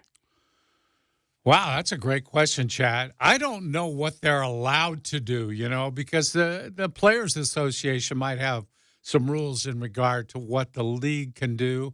I would hope, though, that they're at least having an independent doctor examine him and give some sort of diagnosis. Because I think that's something that's probably the responsibility of the NFL. I haven't heard anyone, ex-player or analyst, suggest that they want Tua to continue to play. Almost everyone's like, hey, I would advise him to shut it down. A lot of ex-players have come out and said that, and they're the ones probably best versed in the issues, because they've suffered too, some of them. I think the advantage for Tua, at least today compared to years past, the NFL players now, more so than at any other point in time, at least they have better access to the information in regards to collisions, football, head trauma, and some of the difficulties that lie ahead for those who have suffered numerous concussions. So at least he'll have better information at his disposal when it comes to making this type of decision in terms of what he wants to do moving forward. Yeah. Yeah, there has to be some sort of risk management formula that he can look at in terms of what his chances are of getting worse or getting better or whatever. There's some sort of data out there, I'm sure. And it's such a tough thing, though, because it's going to be his call. Nobody else, probably. I don't think anybody's going to keep him from playing. You know what's crazy is that he gets a lot of the attention because he's the quarterback, right? Right. But how many guys that we don't pay as much attention to are going through the same thing that he has and are still playing football? But no one talks about it because it's not Tua and it's not a quarterback of a National Football League team. Chad, it's funny. I had the same thought today. How many linemen, how many linebackers, whatever, are going through this, and nobody even knows about it because who would know? They don't get the attention that a quarterback gets, and you don't even know. You come off the field, I had my bell rung. Well, that's what they used to say in the old days. Yeah, had my bell rung. I don't know. A lot of guys I've talked to have had a lot of concussions. I think what people, especially fans, those who have not competed at that type of level, what they really don't understand is how these football players are programmed. And I remember having conversations with Lorenzo Neal all the time. I would look at his hands as a fullback. Yeah. He had fingers that were pointing in different directions. He had issues from the head trauma that he suffered playing fullback in the NFL. And, his legs, his knees, the aches, the arthritis. And I would ask him all the time, like, all things considered, based on how you feel right now, would you do it again? He goes, without question. Yeah. These guys are gladiators. They're warriors. And playing in the NFL is like a lifelong dream that they all have. And when you finally get there, and the dedication that you feel to your teammates and your franchise to continue to play and to put yourself in a position to play so no one else can take your job, and because you want to be there for your teammates, they're not normal. Yeah, and I think a lot of people miss out on the idea that it's a lot of fun to play. Those guys have fun. They're playing a kid's game, and when they're not playing, they're hanging out with a bunch of teammates, goofing around. You know, you've seen locker rooms. The guys are, they're having a good time. It's fun to play on a team, even when you're an adult. I'll never forget Jerry Rice coming in studio when I was down in San Francisco. And I asked him point blank, I was like, what have you found in your life to replace the charge that you got on Sundays running out on the field at Candlestick? And he looked at me and said, I'm still searching. There's nothing that can replicate what it's like for these guys to be between the white lines. Nothing. Nothing even comes close. They search the rest of their life trying to find that thing, and very few of them find something that can even come close to satisfying that itch to get that charge, that level of competition. That's something that you can only find at that level. Yeah, it's hard to imagine dealing with the idea that the highlight of your life comes when you're about 35 years old. Yeah. And it's all downhill from there. That's scary. Yeah. That's why retirement for a lot of those guys is so tough, because you live that life.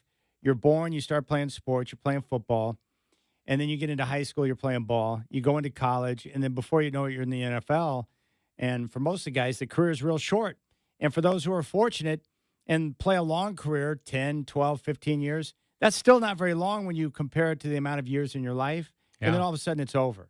Like, that's a shock to your system when you've done something for your entire life up until that point, for 30 or 35 years, and all of a sudden it's time to shut it down. Very scary. Very tough to walk away from. Yeah, the money too. It's a lot of money to walk away. They don't all have guaranteed contracts.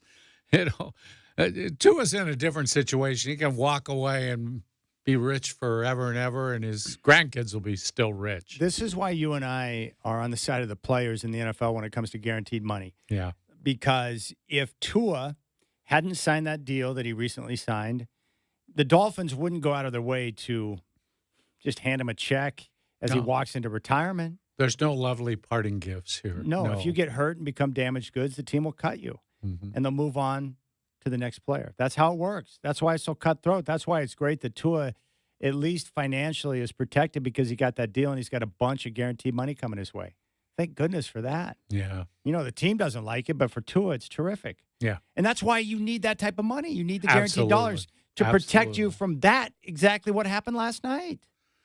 Yeah, I think, honestly, Chad, that every time you take the field, paralysis, concussion, even death is possible out there on that field. We almost saw somebody a couple of years ago die on the field. Yeah, the guy that he ran into last night. Yeah. How crazy was it that it was Damar Hamlin and Tua involved in that collision last night? That was incredible. Two of the most vulnerable players in the league colliding.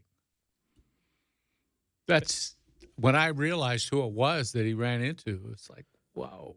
Say there's been a couple different high school football players this year alone around the nation who have died during football games due to collisions for various reasons, whether it was heart related or head injuries. It's a dangerous game. Certainly is. How would you advise him if he came to you and said, hey, Godfather, what should I do? Like, what would you say? You know what I'd do, Chad? I think you've got to handle it in a way where you don't tell him what to do. You've got to just sort of, here are the facts of the situation, and I'll support you, whatever you decide to do. But, I think we don't want to see you at less than 100% mental capacity. And that chance is increasing that you won't be at that capacity if you continue to play. Wasn't it scary that the collision didn't even look that extreme? No, it didn't. And that's the other thing. I heard somebody say today that when they know a player had a concussion in college, they try to go back and look at the time that he got it just to see how serious the hit was, thinking that Wow, if that wasn't that hard a hit or that big a hit, he might not be worth taking a chance on. Hmm. I honestly don't know how football players do it. I watch Oh, the game, and it just gosh. blows me away. Well, and you've been on the sidelines too, like I have at the end of games and stuff where they let the media down there and seeing they're like collisions in heavy traffic. I mean, the NFL is way different than even the colleges. The velocity of players and the seriousness of some of those hits is ridiculous. I think Bo Nix clocked in fastest running speed of any non-running back in the NFL last week on that one of Really? those scrambles. He hit 20.5 miles per hour. Did he really? Yes. I never knew he was that fast. I didn't either. Wow. But Now, can you imagine being hit by another guy going 20 miles an hour? That's like hitting a brick wall at 40. yeah, I'm sorry. that's crazy.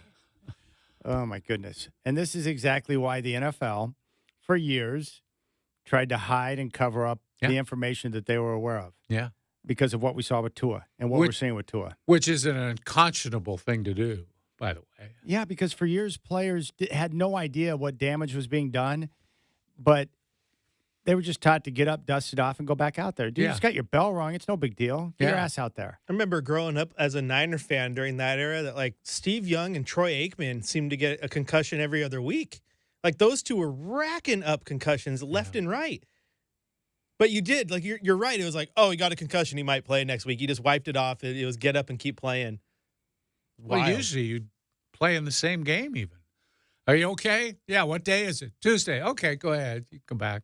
All I know is I have had one in my life, and that headache lasted for 2 weeks. It was not fun. How'd you get your concussion? I was actually sliding into home plate on a pass ball, and the pitcher was coming in to get the ball from the catcher.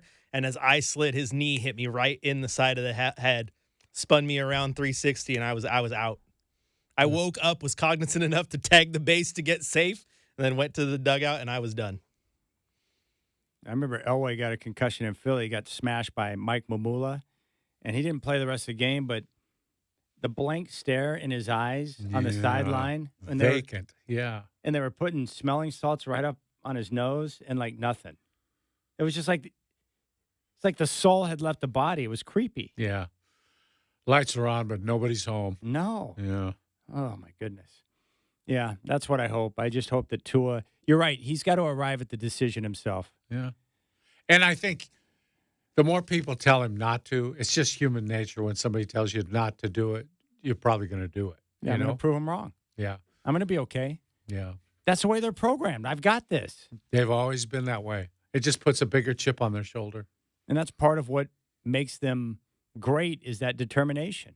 But it's Yeah. also what makes it dangerous. Well, especially a guy really with his small stature all the way up. He's probably been told, you're too short, you're too light, you're never going to make it. You're What too are you talking small, about? yes. You can't play in the NFL. So he's had to prove people wrong all the time his whole life. You're right. And that only pushes him further ahead, Yeah. right? So, yeah, it's going to take family, doctors, and you got to have doctors who will give you the details, the facts, without any type of slant one way or the other. Yeah, no offense to any NFL team, but it's got to be an independent doctor that not connected to any of those teams or the Yeah. league or anything else. Yeah, no one connected to the Dolphins or the fact that they got that money sunk into Tua. Yeah, that they might want to get their money's worth out of you, even if you're not 100%. Yeah. Yeah, because there's the financial aspect of that, too.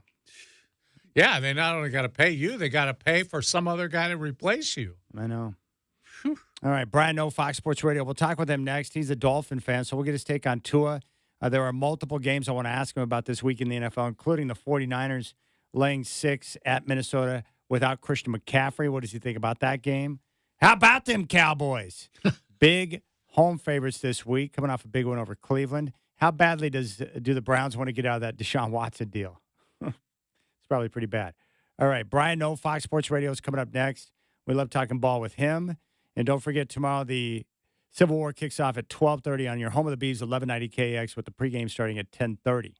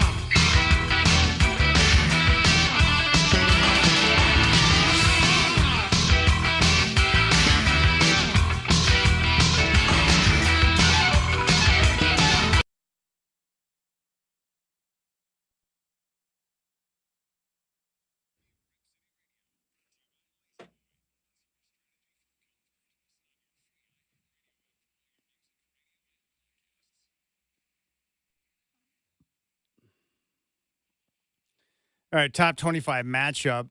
Arizona's taking an early 7-0 lead at Kansas State.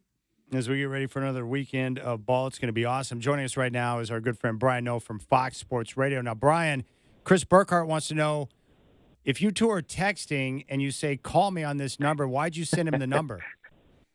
First off, Chad, going pleasant Friday festivities to you. Ball is on the air, and it's going to be a great weekend. But, yes, so I'm traveling. I'm in parts unknown specifically, but generally I'm somewhere in Pennsylvania right now.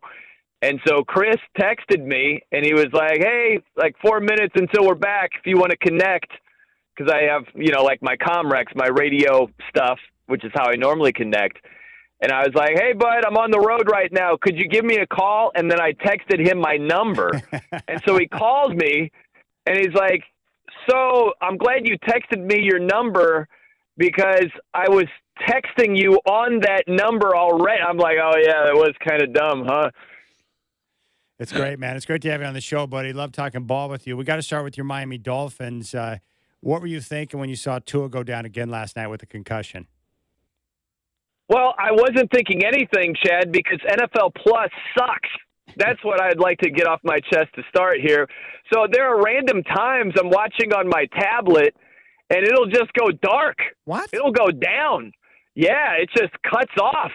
And so it cut off for a healthy portion in that third quarter. And so I'm following it along on like the ESPN, what is it, like Game Day, whatever that thing is, where it shows you the play-by-play.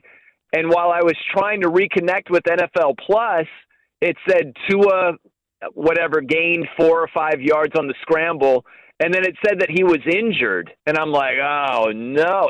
And so I didn't see it live. I had to wait to see when I finally reconnected that I finally saw that play. But I didn't even see it live. I saw it like in text on the ESPN app to begin with. But then I saw the replay, man. And it's terrible. I hate that we're going through this again.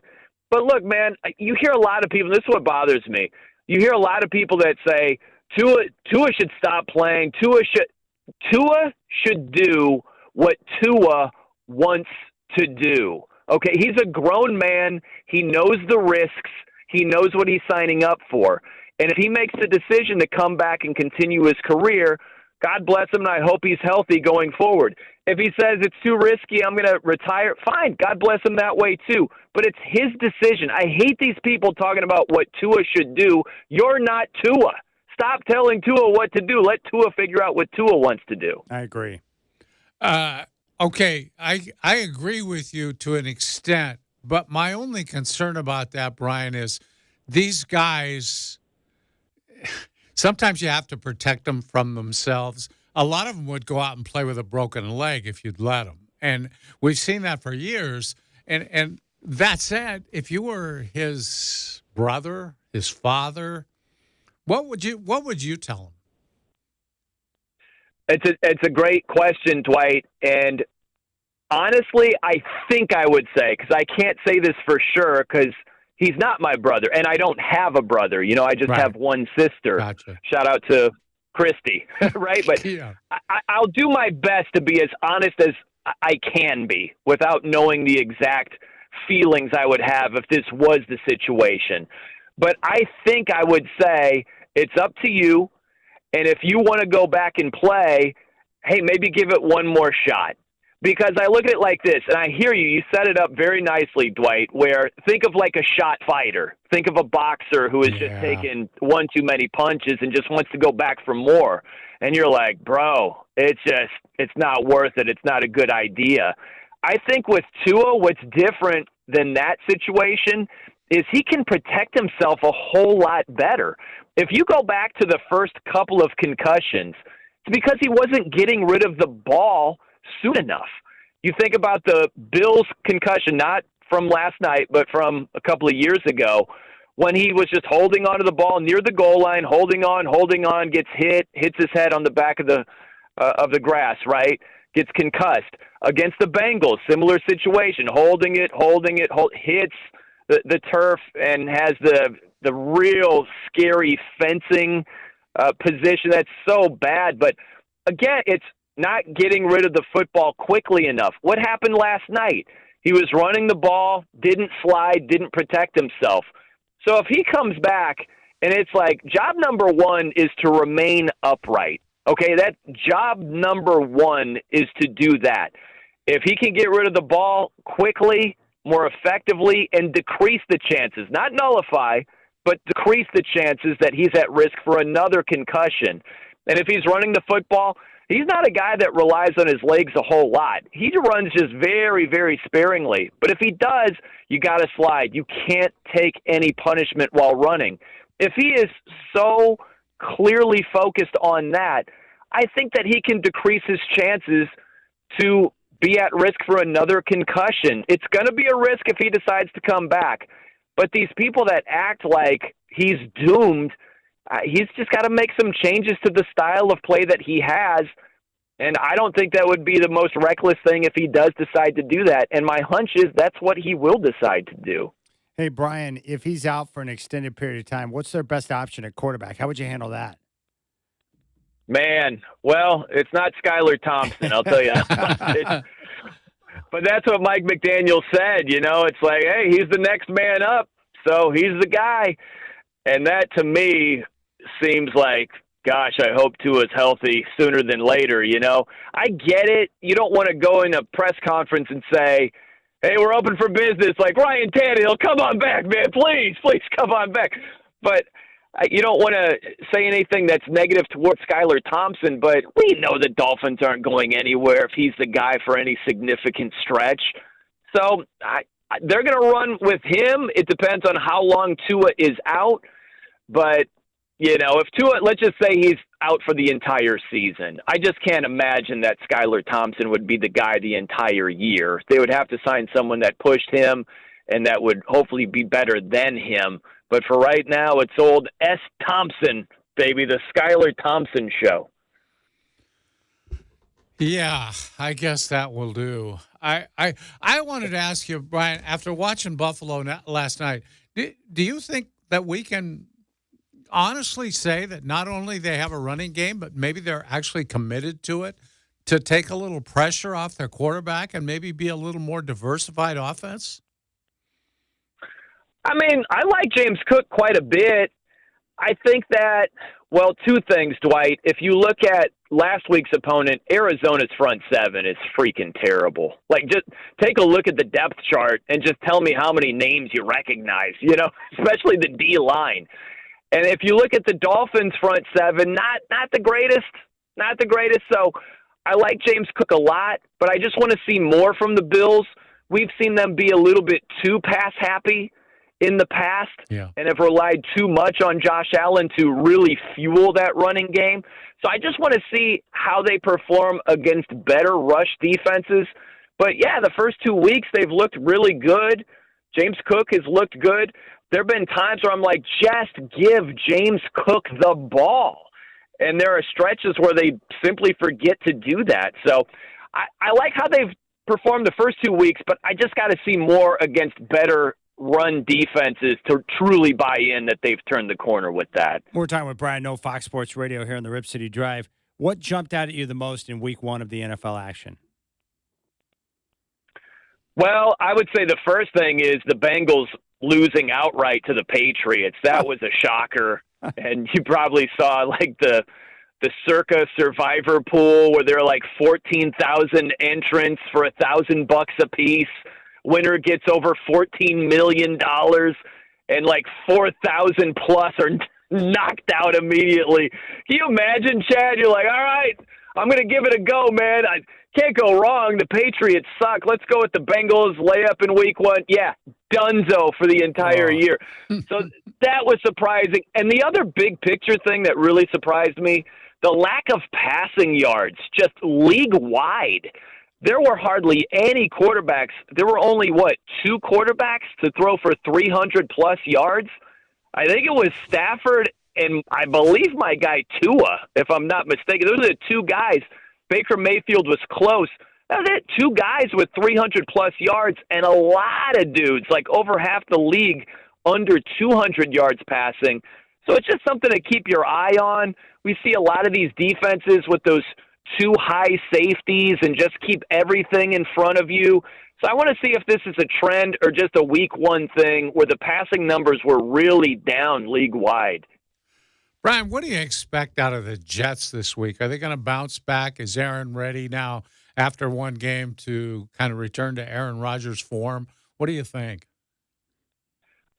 Yeah, I think that, to me, the bigger question, Dwight, I'm not disagreeing with your question, it's like I thought Aaron Rodgers was okay. I thought the Jets' defense was bad against the 49ers. And I know there's a big difference in weight class between the Niners offense and the Titans offense. I don't know how, Dwight, the Titans managed to blow the game against the Bears up 17-0. That was a football crime led by Will Levis. That was just horrible football. But I look for the Jets defense to rebound. And I think that, Aaron Rodgers, it might be like a slow revival. It might take a couple of weeks. I don't know if he kicks it into high gear against the Titans, but my hunch is he's going to look better than he did against the Niners. Again, that Niners defense is pretty good. The Titans are no slouches, and at home, that's not a layup for the Jets. I think Rodgers will look better, but I think that defense by the Jets will look a lot better than they did in week one. Hey, no, how bad do the Browns want to get off that Watson contract? Yeah, you know what is crazy is if he's suspended, they can get out from that contract. They can get rid of all that guaranteed money. There's like $130 million left on that deal. And, man, this is one of those instances where an organization, they're like, if he ends up being suspended, let's get rid of him immediately, you know? But the biggest knee-jerk reaction from week one is, let's bench Deshaun for Jameis Winston. What the hell are these people talking about? Do we not forget Jameis Winston was the 30 for 30 guy, right? Had over 30 touchdown passes, which is good, but 30 interceptions with Tampa. They couldn't wait to run him out of Tampa. He was not any good in New Orleans. And now they want to just give him the keys? Like he's good? Like he's a solution? What are we doing here? Listen, Deshaun has been completely disappointing. I'm not saying he hasn't been. He has. But this idea that, hey, let's just give Jameis Winston QB1 status and our problems are solved. What are people talking about? And again, let's not forget, they're playing against Dallas's defense. That's a really good defense.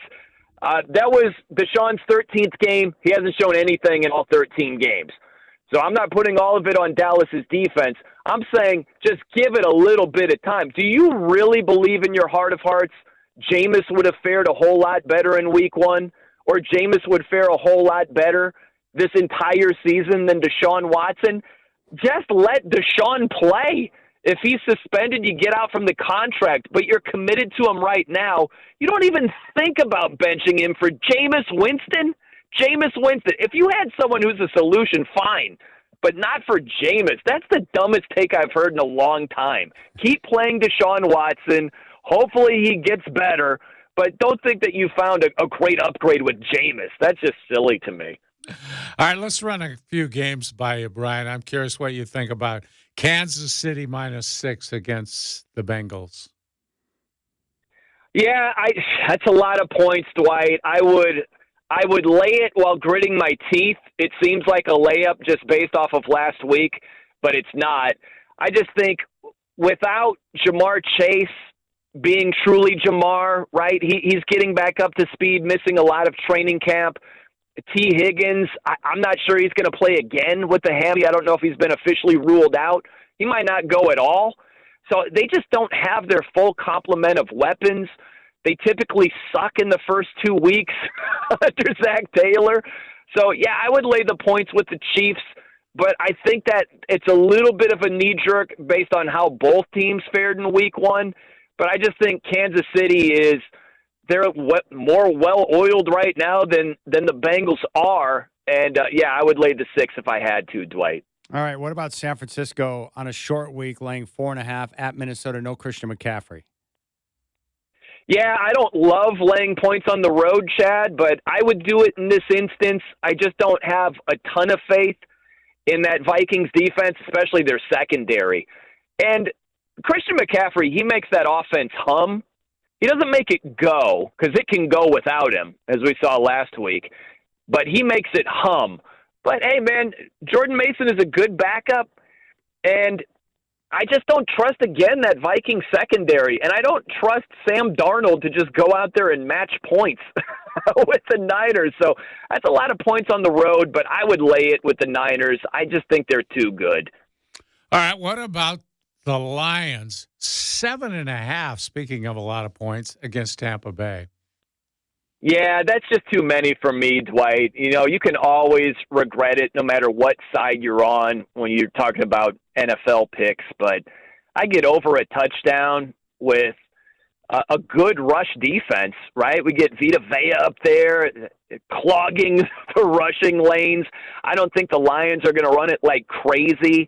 You saw the passing game. Jamison Williams was fantastic last week, but Amon-Ra St. Brown, they haven't found him yet. So it's not like the Lions are clicking on all cylinders. Well, they scored 20 points in regulation against the Rams defense without Aaron Donald. Yeah, I would take the 7.5 and roll with Baker and the boys in that one. All right, we saved the best for last. How about Northern Illinois going into South Bend and knocking off your Irish? Why does every interview I've done this week end with that, Chad? What is going on? That was just dreadful, man. How sickening was that? You know, the one very, very small positive in this was that sometimes you learn gambling lessons the hard way, yeah. Right, Chad? Oh, yeah. And one of my friends texted me during that game, and he was like, "We got to go Irish money line, right?" And I was like, I don't know. A couple of years ago, I took a beating doing the same thing when they were neck and neck with Marshall. Yeah. And I'm like, well, they're going to beat Marshall. Nope, not going to beat Marshall. So at least I stayed away and didn't lose money on top of my Irish losing. So the loss was bad enough, but at least I secured some funds and didn't throw that away also. Well, Brian, we appreciate your time. Hey, since you're on the road, you should probably swing by Springfield, Ohio, and see if you can rescue some cats and dogs. No, Champaign. Or what's going on in Springfield? Is there a shelter I need to be aware of, or what? Yeah, well, just do a little Google search on Springfield, Ohio, and you'll find out what's going on. Really? What is it? Give me the Cliff's Notes, could you? No, I'm not going to give you the Cliff Notes. Just do a little search and then find it out. But that doesn't surprise me. He doesn't know because he's so much into ball that he's oblivious to everything else going on around him. I love that about you. I would just say you're staying off Twitter. You must be, or you'd know what we're talking about. Guys, like this, I'll say real fast. I know you got to go, but Eric Ringering, who was a producer for us when we were all working together, great dude. Our running joke is one day I was doing the show, and I was like, International Space Station. What the hell is that? And that's I didn't even know it was a thing. I didn't know it existed at all. I had no idea. So, yeah, I'm not the most well-rounded dude you'll ever meet. I can talk ball. I can talk music, especially guitar. Short of that, might not know a whole heck of a lot. So, I'll have to Google Springfield, Ohio when we get done here. I love it, man. But that's one of your best qualities, dude. Like, you're all ball all the time. I respect that. It's just bad at a party when someone wants to talk about like world events, and I'm just like, I don't know. I'm just wondering if Arizona's gonna be the right side +7 tonight. You know? I know. I'd be like, hey, what do you think about the election this year, man? I can't believe Notre Dame lost that game outright to Northern Illinois. Yeah. What do you think about the election? They should not bench Deshaun for Jameis Winston. Are you kidding? All right, Bino. Thanks, brother. You got it, guys. Have a great weekend, man. Catch you soon. Yeah. There you go. Brian Noe, Fox Sports Radio. And that's one thing I know about him. He does not pay attention to anything outside the world of sport. Yeah, at all. Surprised me a little bit. Makes sense why he texted me his number from his number while I was texting him now. That's what happens. That's why that Auburn quarterback was getting requests for Venmo money to be sent to him. Because these people, these new gamblers, Yeah. they don't know what they're doing. So what they do is they put together these parlays where they take massive favorites and make them a part of their parlay. So a lot of people jumped on the Notre Dame wagon last week on the money line because the Irish aren't going to lose at home to Northern Illinois, except they did.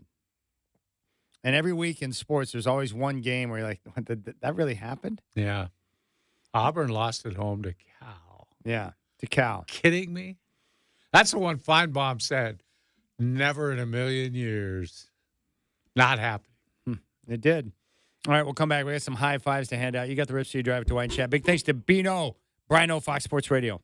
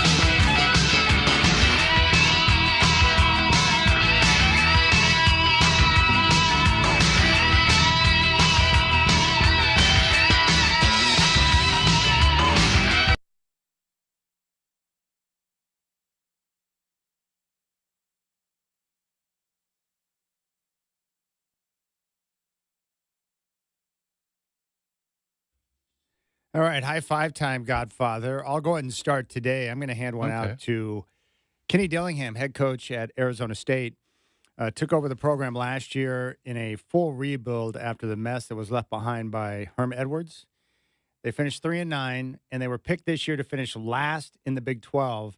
And yet here they are after last night's win at Texas State, 3-0 as they get ready to open up conference play next week against Texas Tech. Are they going to be a factor in the conference? Absolutely. With the key has been their offensive line play, which has been terrific, opening up holes for Cam Scattaboo, and then their defensive line is significantly improved. So better defense, better health, and then they've solidified their quarterback position with Sam Levitt. And Kenny Dillingham's a very smart guy. And what I like about him is a young offensive mind. He allows his assistants to do their job, and so far so good. Early returns on Kenny Dillingham are good, but I like seeing guys go back home, like we're seeing with Dillingham there at Arizona, and working with schools like we saw with Jonathan Smith, and that connection. It means a little bit more to him than it would somebody else. So I think it's pretty cool. So high five goes to Kenny Dillingham. You want to hand one out to the Braves for letting Freddie Freeman go, and now he gets ovations every time he comes to the plate there in Atlanta? No, I got to tell you, my high five is going to a high five, two high fives. You put them together, and it's a prayer. All right. And there you go. Burkhart, you're heading down to Corvallis tomorrow. This is the first game you've been to at Reeser. First game I've been to at Reeser, not as a working member of the media. Yeah. So yeah, I've been to plenty of games at Reeser, just usually on the field or in the press box. Okay, so you've been there before. Yeah, so my first one, just not as a member of the media. And the new Reeser. Have you been to the new Reeser? Yeah, because I was with you. Remember, we were there for Utah, Oregon State last year. Was last year. We did the show live from the stadium. Right. The new stadium is nice. Oh, it's nice. It's nice, and they sold out this game, so it's gonna be rocking. It's gonna be a good game, and I'm taking my pops. And I remember when I was in the marching band at Oregon, he came to a Civil War game just to watch me and take the game in, and I think he ended up watching the second half from a TV in the Mashofsky Center because it was like 25 degrees and he was just freezing. Oh, yeah. So I'm like, hey, it's a lot nicer to do it in September, Dad, because even if it rains a little, at least it's still, warm outside. You're not going to be chilled to the bone. So a good time to go watch a game. That's great. Nothing better than going to a game with your dad. Heck yeah, man. I love it. I love that, too. Wait a second. How do you get a Saturday off? Who's going to cut the meat? That's right. He could teach someone to get him through the day. That's pretty amazing, but he's the only guy at the Original Steer right now that's the meat expert, how to cut it up. I mean, he's taught his tricks of the trade to the people who work there 100%. But like the guys doing most of the meat cutting right now came in as, basically a box boy, if you will, right? Intro level, and learned some stuff. But it's the first time I haven't thought of a guy who's like a 100%, hey, yeah, 20 years of meat cutting experience. Here I am. So Is there a certification on that, or do you just like wing it? You just wing it. And just let me say, it's one of those professions, Dwight, that when you meet a meat cutter, he's a meat cutter. Okay. So you either got the skill or you don't. It is a skill too, man. People don't I realize. bet. I mean, someone takes that knife and cuts it wrong, with the grain, and cutting something where the grain changes a ton. Like it's tricky, man. Well, and it's valuable meat, so you mess it up, and that's a problem. Yeah, absolutely. My favorite part, though, is when you do like prime rib roast. You cut the entire rack of ribs off the back, and then we take it and we tie them back up. So I know how to tie the fat butcher knot super tight, super fast. Little tricks I learned. It's a fun place to work. Original Steer. Oh, yeah. Where might that be located, Chris? Oh, on 122nd in Division. Come on in. Got good pepperoni. Chad loves their jerky. Yeah. And everyone in town loves traveling on Division right now.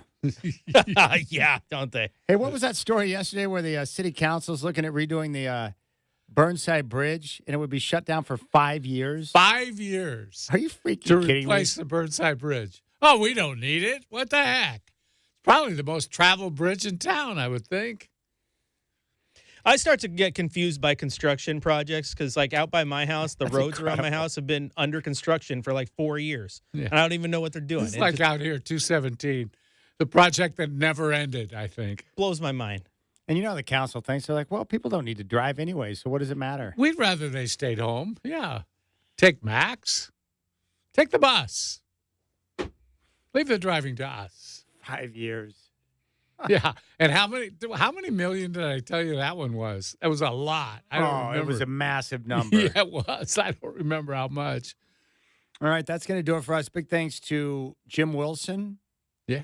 And to John Bladholm and Brian Bino. That was a good lineup tonight. Enjoy your first game at Reeser as a paid customer, my friend. Oh, yeah. All right, Godfather. Enjoy having no electricity tonight. That's going to suck balls, and you know it, man. I'm not looking It's going to take 5 minutes. You're going to be like, I've had enough of this. They better have it fixed by tomorrow at 12:30. That's all I can tell you. No electricity is bad. Neighbor's got a generator. I might have to go next hook door. it up, yeah. All right, that's going to do it for us. Enjoy the games, my friends. We'll talk to you on Monday.